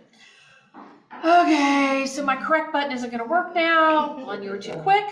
But it does say signed and viewed. Over here would be a little trash can. So if you realized, oh, Tracy's not going to sign this until it's fixed, you could, one way of doing this is to trash me out of the envelope, take me off, delete me.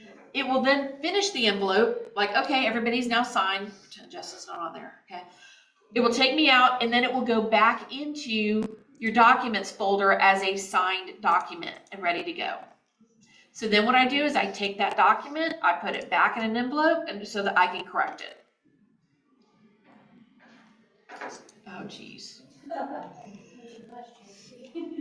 got locked out. Notice it wasn't me, it was technology, right?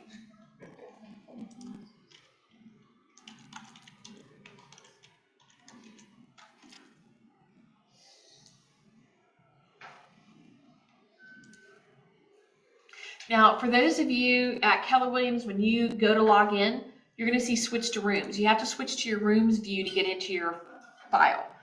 Lisa, I don't know if you have a rooms view like that. Okay, so you guys have the basic Docusign. Okay, this is sort of what Keller Williams gets. Okay, I'm going to try it one more time here.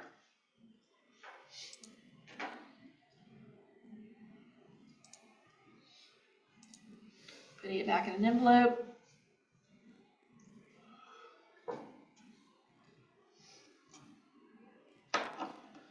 Okay. This is what I meant by if you type on your name, it erases it for some reason. So you'd have to just go ahead and I need to sign it. And then just for my purposes for you guys to see. Okay. So to correct something, instead of using the yellow fields, I'm going to go over here to the pre-fill tools. Because what I want to do is change something on this document. So let's say that we wanted to change, oh, you know what? How many times has someone told you they want to sell it for a certain price and then change their mind? So we will do a line, which is going to be a red line, and we're going to cross through the incorrect thing. Okay? And because I did it right, it's on there twice. Now, the beauty of this is you can actually go in and move them around. If you want that just to be a big X, you can move those around. Or you can then just delete it if you don't want it on there anymore. So do that, grab a text box and do 200. Okay, and then what do? I go up here and I probably have the seller on the envelope and I'm putting their initials next to the change. But this is when I say in an email back to you, you need to cross through, add a text box. You do not add a text box over top of the wrong stuff because it will not show up right. So you have to take it, and if it was the wrong names right there, and this is usually when you're in your template, by the way, you cannot go over top of a templated text box. So maybe that's what we're doing is crossing through. Maybe it's only one of their names. Okay, and then putting the correct name right there. Whatever. So that's how you would send it. Do not put the text box over top of a line or over top of another text box. It will not show up right. And then you're just hitting send, and it's going. So that's one way to correct something. Okay? We think we have that? There are little initials next to it.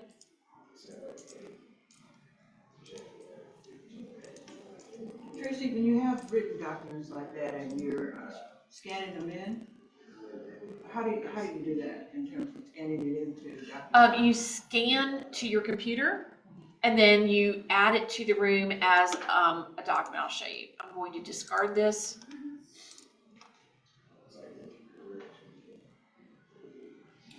So you're in your documents, you click add from computer.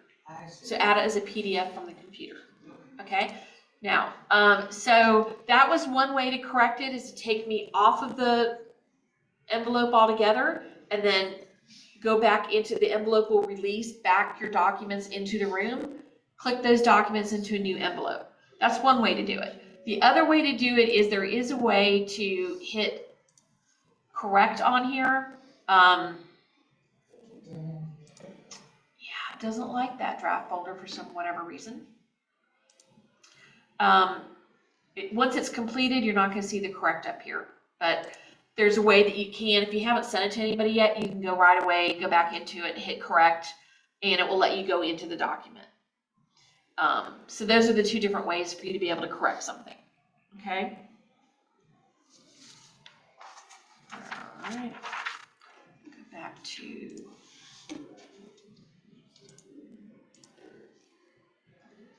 all right. So delete it from me, it will complete it. Okay. There's the correct, that's what it's going to look like. You're going to see correct. You're going to trash me over there to the right, take me out. Now you can go back and put it in a new envelope.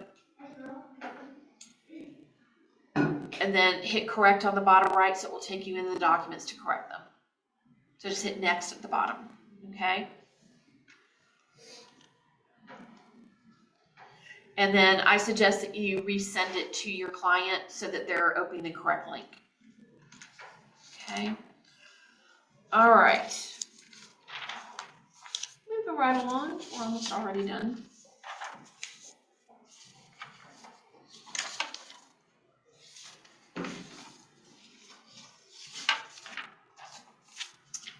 All right. So I showed you a little bit on when you're under the details tab. If they got that house, then we're going under edit and we're going back over here and we're typing in 123 Main Street. Save it. That way now that opportunity, it can be found in Docusign. I'm sorry, the room, it's in the room and you can find it. Now, what we're going to do is go back over here to our opportunity page where we started, and you're going to see that we need to fill things in now, right? So in order to fill it in, well, let me go back one step. In order to change the name of this room from Kenya Fowler, we go back over here to details and we're going to click on the pencil. It's very hard to see this, the pencil. And we're going to put United States. We're going to put, I don't know if 123 Main Street will pop up, but we'll see. Oh, look, there's a Main Street in Columbia. That's where I want it. Okay. So it will pop up with an address right there. Remember, the red asterisk has to be filled in. Property type, I just go ahead and put in residential. Classification, resale. Save. Okay. Now this opportunity name will come up and they will match up. So right here.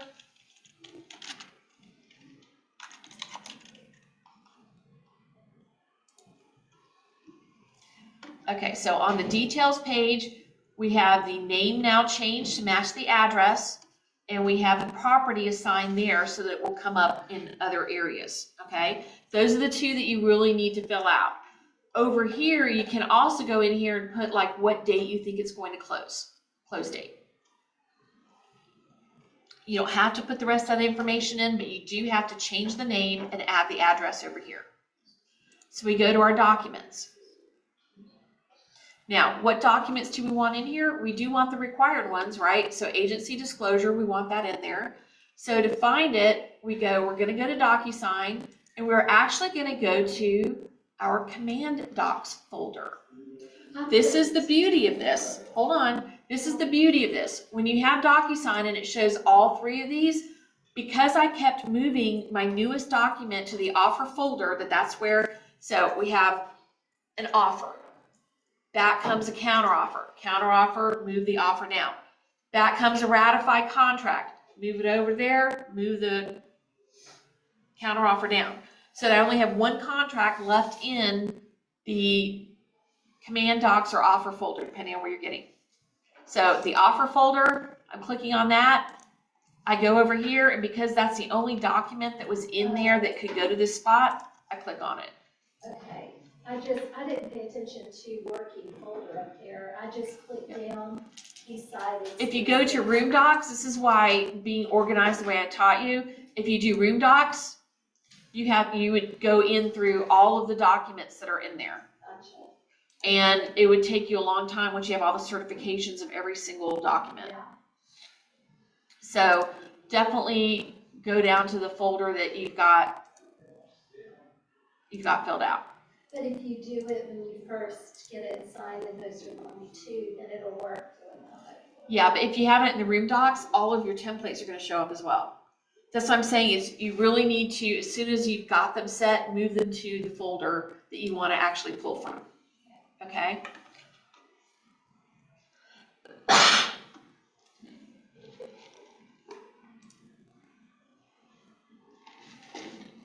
Same over here, so you'll go through and find the documents that you need and just pull them in. Okay? So those will go in.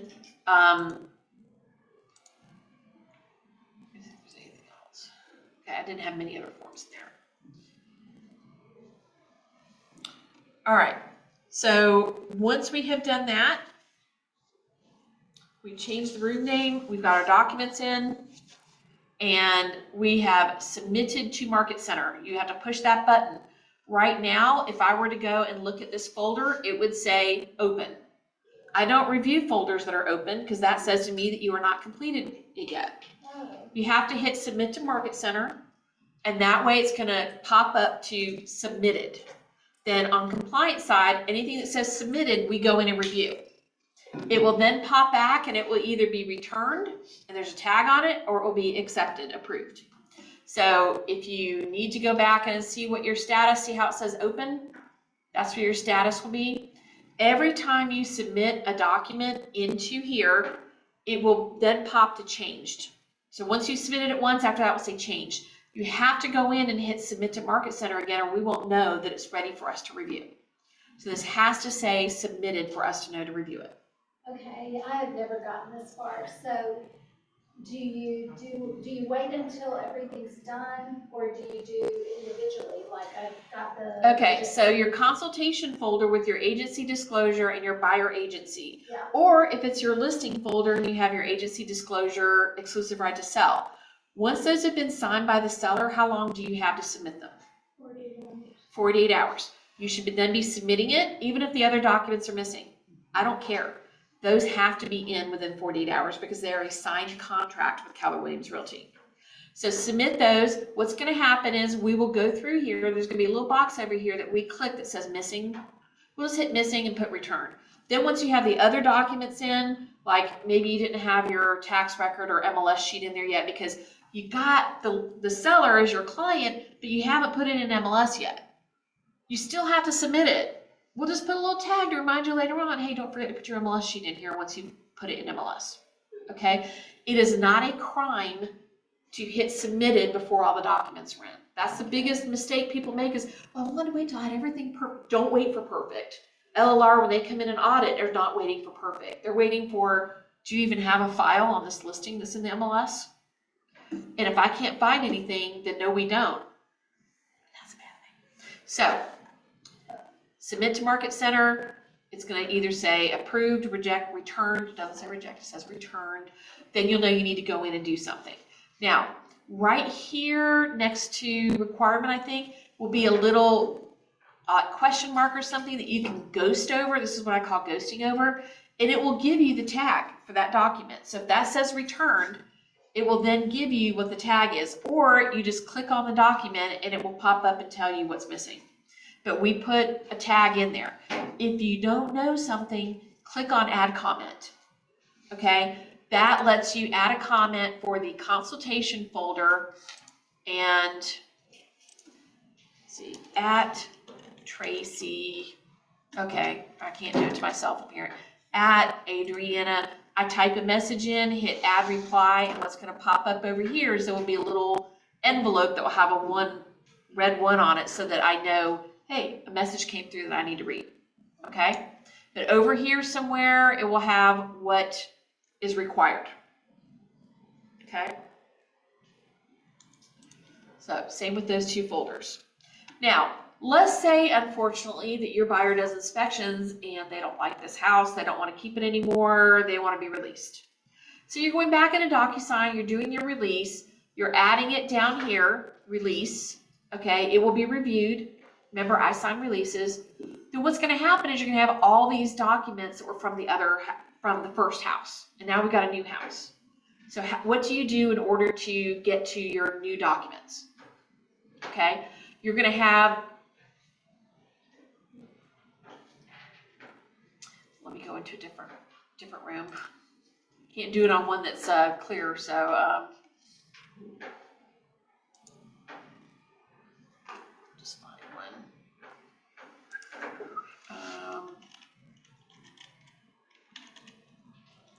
All right, this is one that I just closed recently.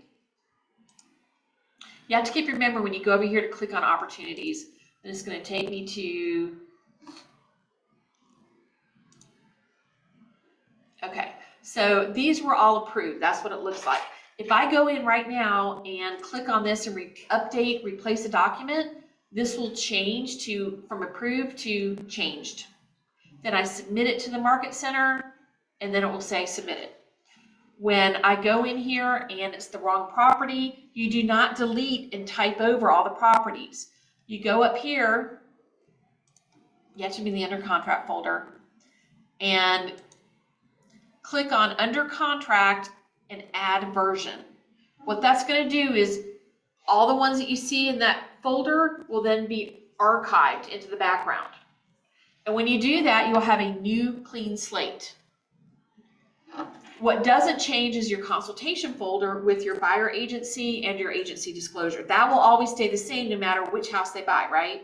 So those two documents are always being there. So it's just the under contract folder. When you click on add version, you will name that version. Right now, that version is called under contract. So what I suggest is that you name it the new address. Okay? That way, every time, if you need to look at an old document, you can just click on this, go back to add under contract. That's what's here right now is under contract. When you add the version, that will show up as well. You can toggle back and forth between the two sets of papers. So do not ever submit ratified contract and then type over and replace things. Hit add version and put your new documents in there if it's a new property. Okay, so add version, name it the new name, the new street name.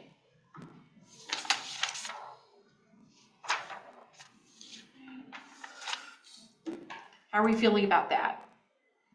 This has been a little bit more Docusign 101 than I'd intended, so I'm sorry for that. But I want to make sure everybody's on the same page. Yeah. The last thing that I want to kind of go over with you is something that, as an experienced agent, that you'll want to know is how to template forms for yourself so that you don't have to keep typing in the same information over and over. If you've ever done a listing, there's that one section in there that you're always putting your name, your phone number, your email, company name. That's always in there no matter who you're listing for. And the thing is who wants to keep typing the same information over and over again, right? So what we're going to do is go to My Documents up here at the top. You might have to scroll up to get to it. Now, over here, you're going to click on Forms, okay? And you're going to see you've got Packets. This is if you're on a team, sometimes you have extra documents that your team wants to have signed that the other agents don't need to sign. You know, just sometimes it's different forms. That's when they might make themselves a packet so that they can put that into the room instead of having to do certain forms individually. For you guys, Just a second, you said go into where? Forms. Forms, okay, forms and then My Documents.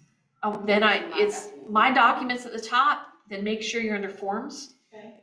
which it should be automatically, that should be what it defaults to, but you're gonna go down here to My Forms, okay? So what I want you to do is let's go to find the contract of sale. I really meant listing agreement. You do the listing agreement, the exclusive listing agreement? It's called exclusive right to sell, so. Right. All right, so this one, now it looks like I have one template in there, but I want to create a template. Do you see that over here on the right side? You can view the form to see what does the form look like. Is it something that I need? It's gonna say sample across it, right? That just means that, okay, I can't type into that one. So we're gonna go over here and we're gonna click on create a template.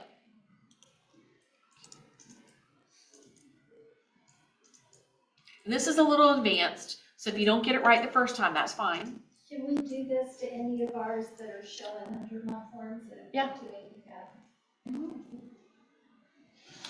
Okay, this is the MLS one, not the one I intended it to be. I need to get out of that. That's not the one I wanted it to be. I wanted Form 220. There we go. Let's create that template. Really, on the buyer agency, there's not much you can template on that, to be honest. That's why I don't use that one as an example. But on this one, you're going to have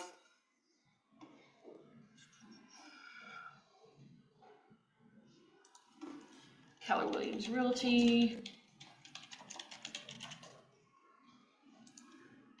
I have two L's. Yes. You guys don't understand how small this screen is. It is super small. And let's see what else we might do.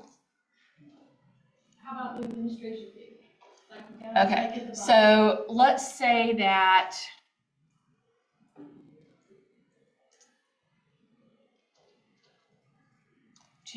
okay, well, normally I'm gonna put 0 here because I don't pay fees for clients. That's usually more of if it's a tenant situation and you're the property manager and you're gonna pay for some up to $250 in repairs. I don't do that.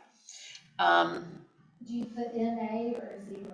0. Sometimes these fields, okay, if you ghost over it, it's gonna say optional max repair amount. It's looking for a number.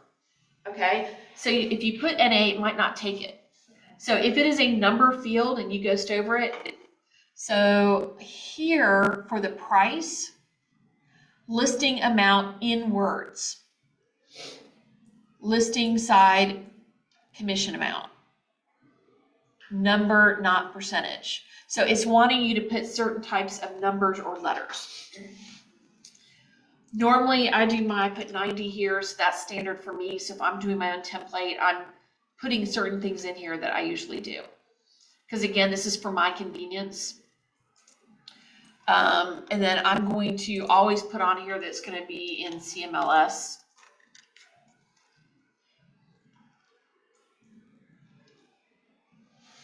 I don't do a lot of land, so most of mine have lockbox.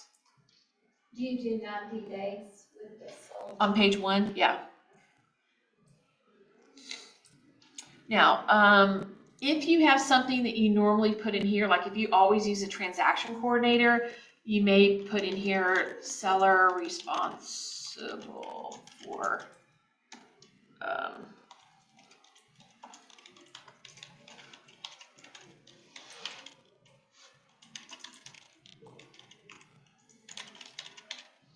okay, so I'm just typing that in. That way, every time I pull up this form in my template, it's going to have that in there already. Okay, Keller Williams Realty is always in there. I'm going to put my phone number over here.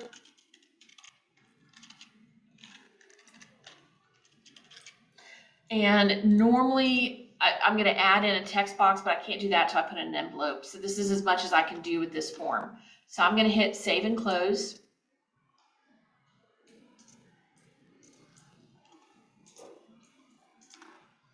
Now, if I go over to exclusive right to sell now, and I click on it, okay, this is the right one.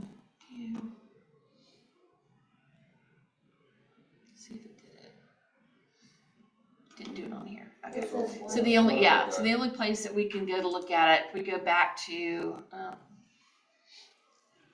this is what I meant by I can see everybody's. I can't go into everybody's, but I can see them. Okay. All right. I want to, instead of using the template that normally would have popped up here, I want my template in here. So I'm going to go to add to my Docusign forms. And when I show my seller residential, okay.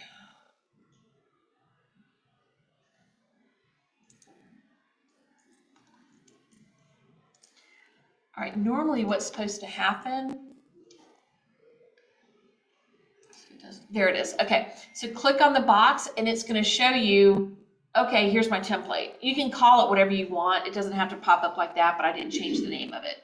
But that way you may have for one buyer, for one seller, for two sellers. That way you'll have it prepared. Like if you know you're going to have two, sometimes we'll add in some extra text boxes for you. So definitely this is where you would find it. I want that one to be the one that's added to the room.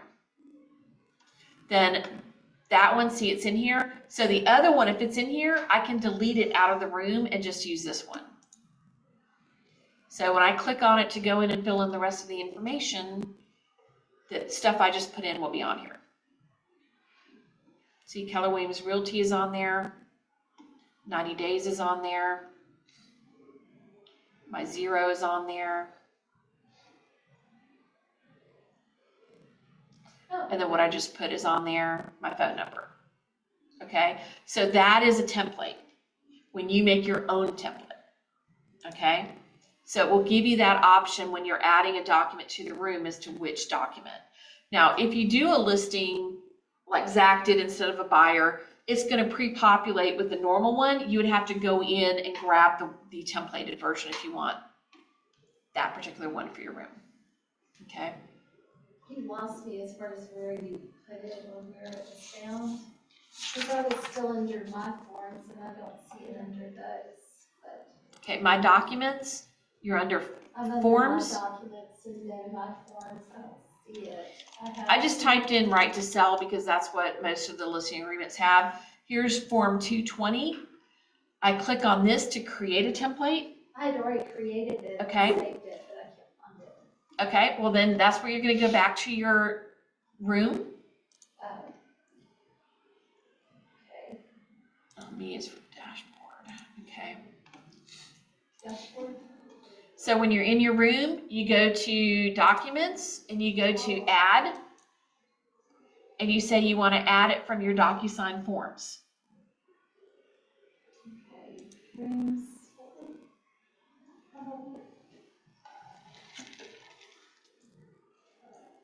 I have a bunch of houses with people's names, but I don't see. Go to your dashboard, not the room. Okay.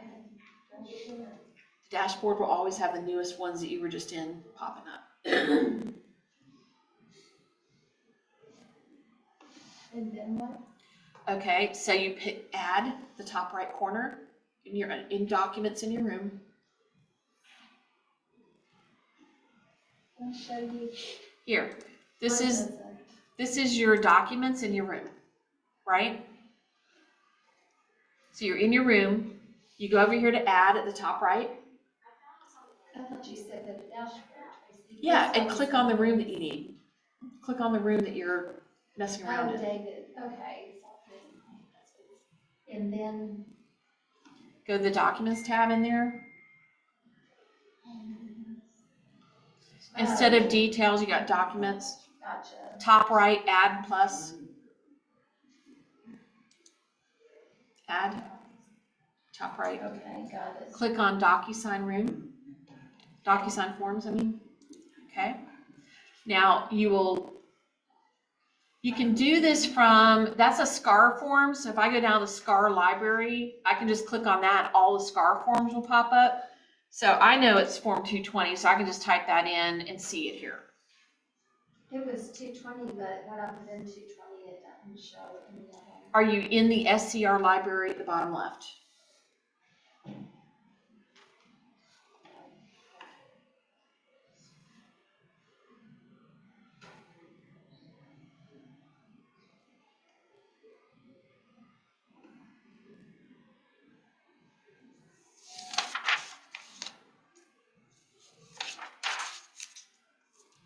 Well, I'm not sure if it's the one that I created or.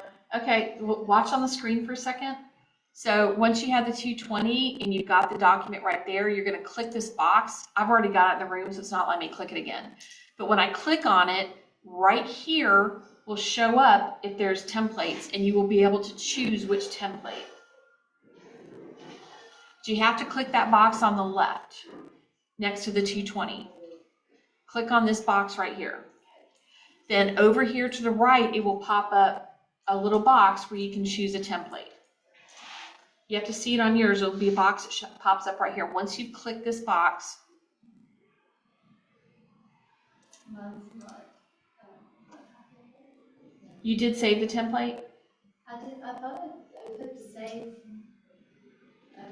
and that was the form that you Maybe it did. replaced the original one. We'll work on it after this. That's okay. So we put the templated form in here, so we've got the one that we need to then update to send to our client. Okay, the one that's pre-filled.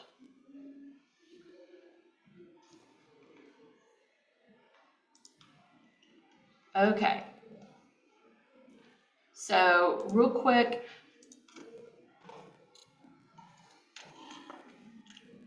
we're just going back to the beginning. Let me know when we get to a page you didn't understand. So this is where to start when you're starting in command and you've got your contact and you create the opportunity. okay? That's where you create your opportunity in command. We already went past the adding the person in, okay? You have to fill in the red asterisks on this page, all right? Including the commission right down there. Click on your arrows. This is going to be your checklist so that you can choose which checklist it's going to be, okay? Then you're going to go start transaction or go to transaction depending on where you're at in the process, if you've already started with them, whether they're new. Then you're going to edit your details. Right here, click on details and click edit. That will let you fill in the total right side of the page.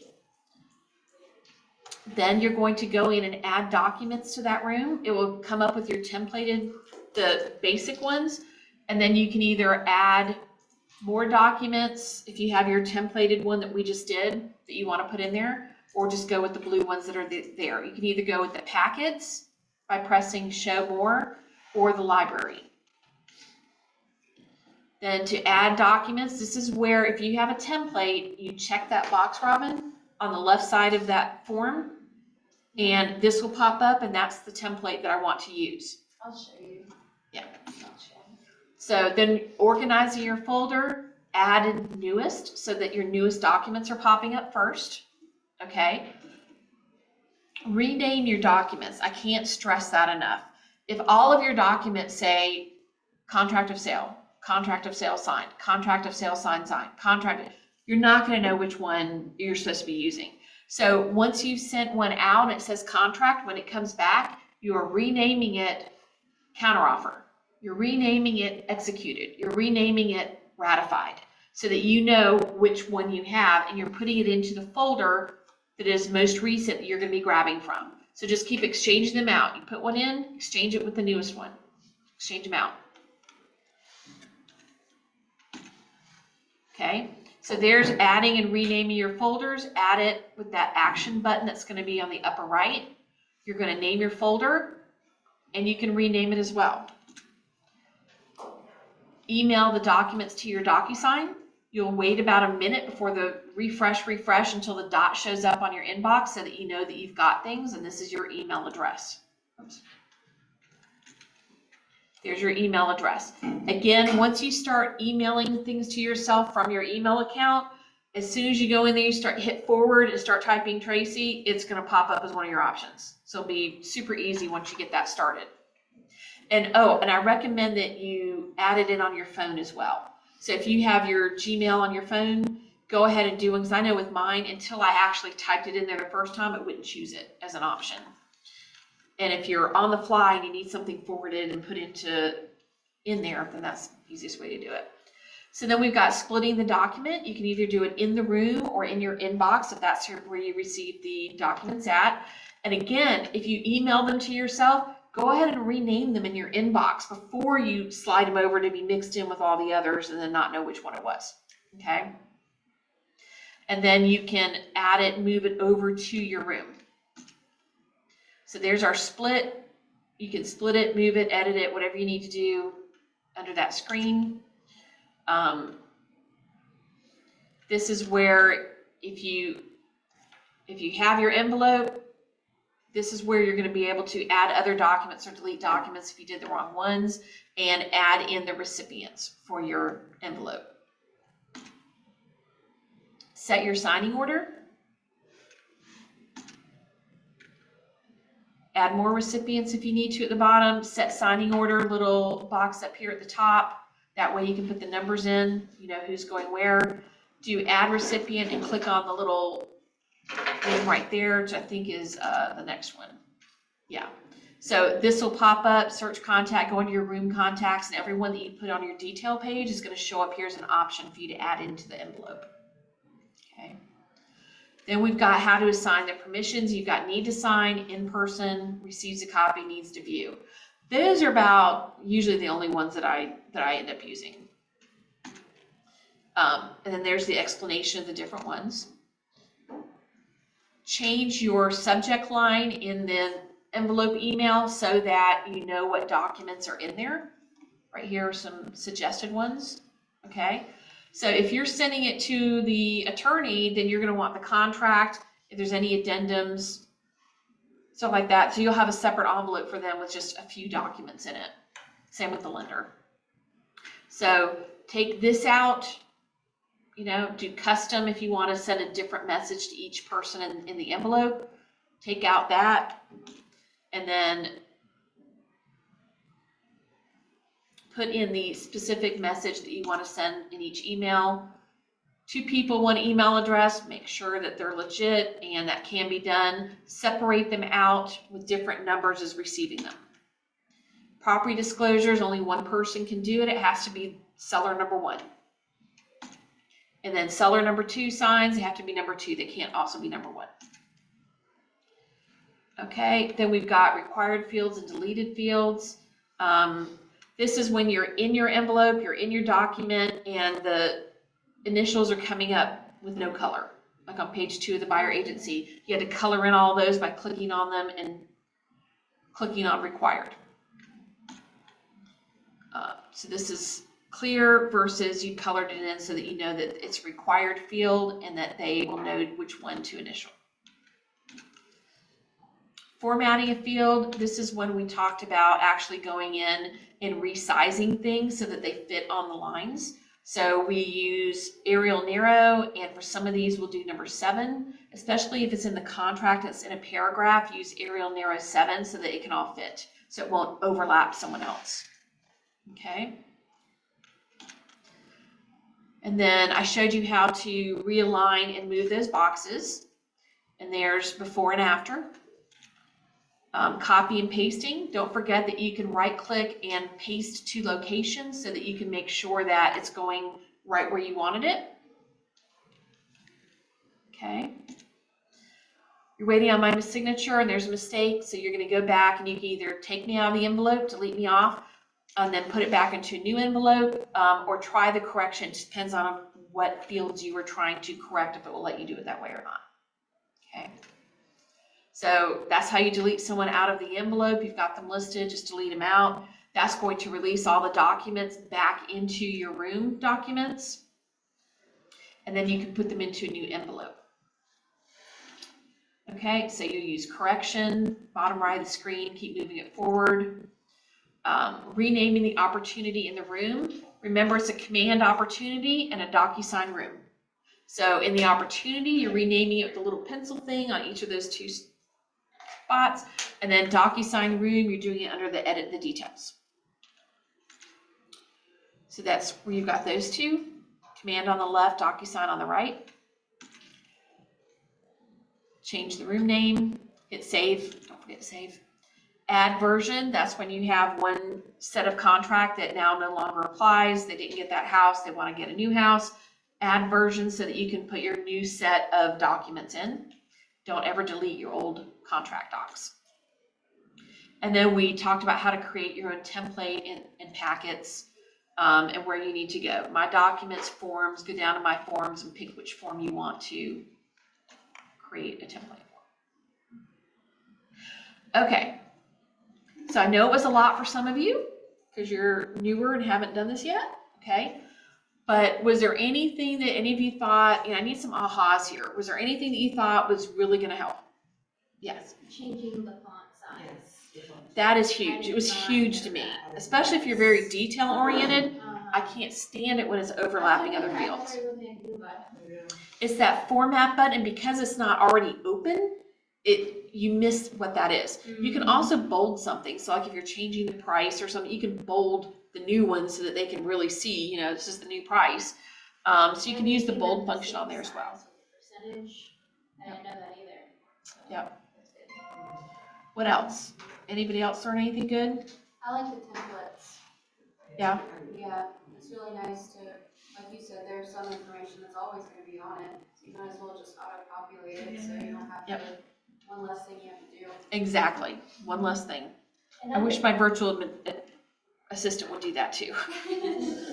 Well, I didn't realize that you had to click the blue button until everything's, there, so I thought I had submitted them to you already by, dropping.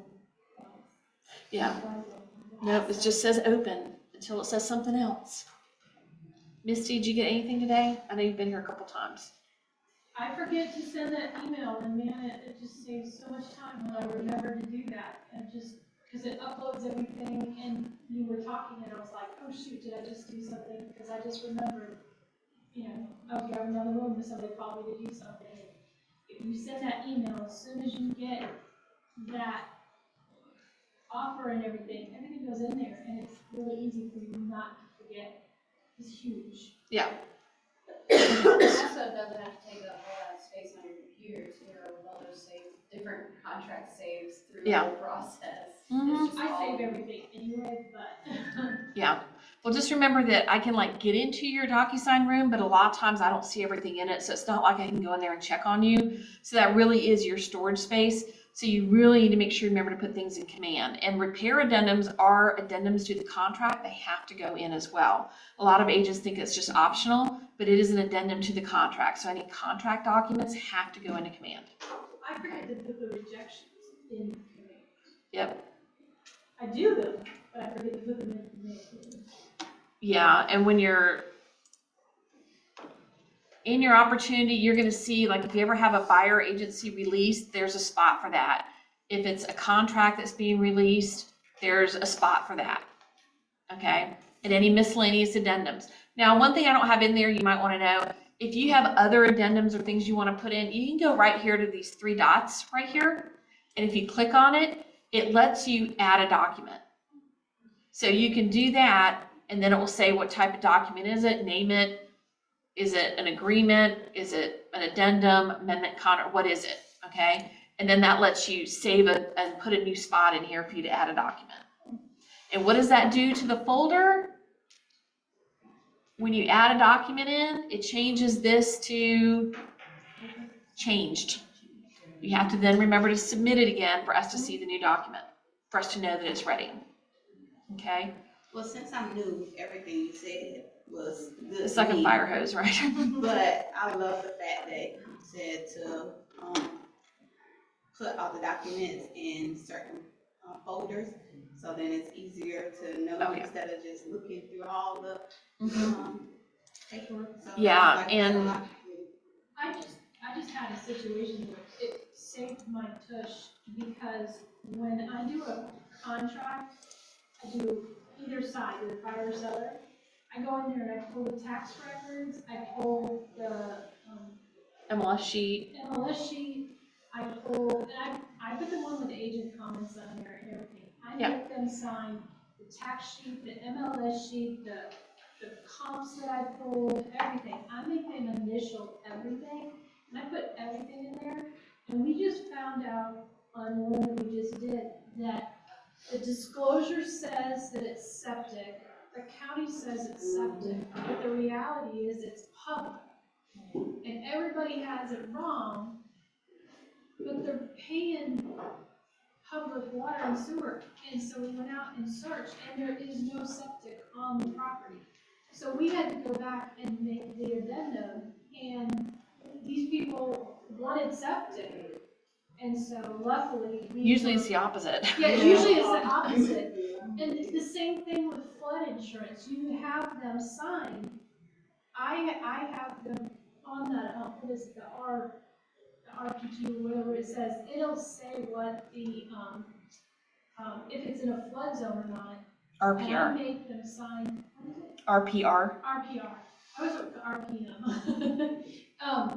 It'll tell them whether it's a flood zone right off the bat, and that could make or break you even going to that. Like, I just had a showing today, and I'm like, no, it's got flood zone, you don't want that, you said. So, double cross-check everything, and I put my measurements in there, I make them sign in the initial everything, and I upload it. So I have them initial the tax record, but I only have them initial the buyer MLS, because you're still not supposed to give the agent MLS to them. There's information they're not supposed to have. So I do not send them the agent MLS to initial. I just do the buyer MLS. Now you have to put the agent MLS into Docusign, into command from Docusign. But yeah, I do not have them, because there's a reason why there's one for agents and one for buyers. So I keep those separate. But remember, anything you send them to initial, they will then get a copy of from their email. So then you will have done your due diligence and sent them copies of everything, because once they've gotten it in an envelope. So if there are extra documents that aren't normally documents that have to be signed, but you want them to have them, go ahead and put an initial on there or put it in the envelope. They don't necessarily have to have an initial on it, just so they've got it and it will just automatically go to them. Now, when you do have a lot of different folders like this, if you did not have these 2 folders and you wanted to add a document, these are all the documents just from listing that I have. Can you imagine having to go through every single one of those words on that one list to try and find the right one? So that's why you're going to see that see how it says signed? That means it was sent to them. Tax record, MLS. Now the sellers get the full MLS because I want them to see what both the agency and also the pictures that the buyer sees. So I'll send them a link from MLS. That will help get rid of some of the other ones. I don't need to see all the certifications and all that stuff. But again, blue for template, green means it's been signed, PDF is red. Okay. Any other, Lisa, does any of this translate to what functionality that you get in Docusign? Well, our office actually used Docusign. I'm still paying for Docusign, but, Okay.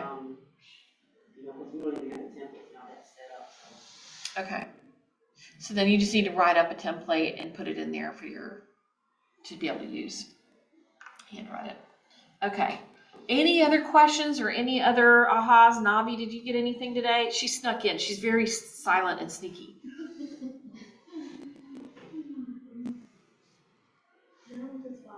Okay. I didn't know if there's anything kind of new that you learned today. All right. Well, that's what we've got. If you have any questions, let me know. If you want to set up an appointment to do our agency disclosure one-on-one, Alex Lee was probably the #1 student I've ever had do that. I'm gonna be honest, she nailed it. But we do a one-on-one together, practice it, then you go home, practice it on your loved ones, and then come back and like shoot it to me, and we're good to go. Or with yourself. But that's so that you can practice it. Over and over. I'll give you sign up. Thank you, Tracy. Just email you too. Now, next week, the classes we do have our buyer contract workshop and our seller contract workshop. Buyer contract, let me know because I need to make sure I have enough materials, so send me a message. Yeah, I'll be doing the buyer contract workshop, which is at 1 o'clock on Wednesday, and Brandon Hoffman will be doing the buyer contract or the seller contract workshop on Thursday. Can you stop recording? Next week. That's next Wednesday and Thursday from 1 to 4. We just email you the sign up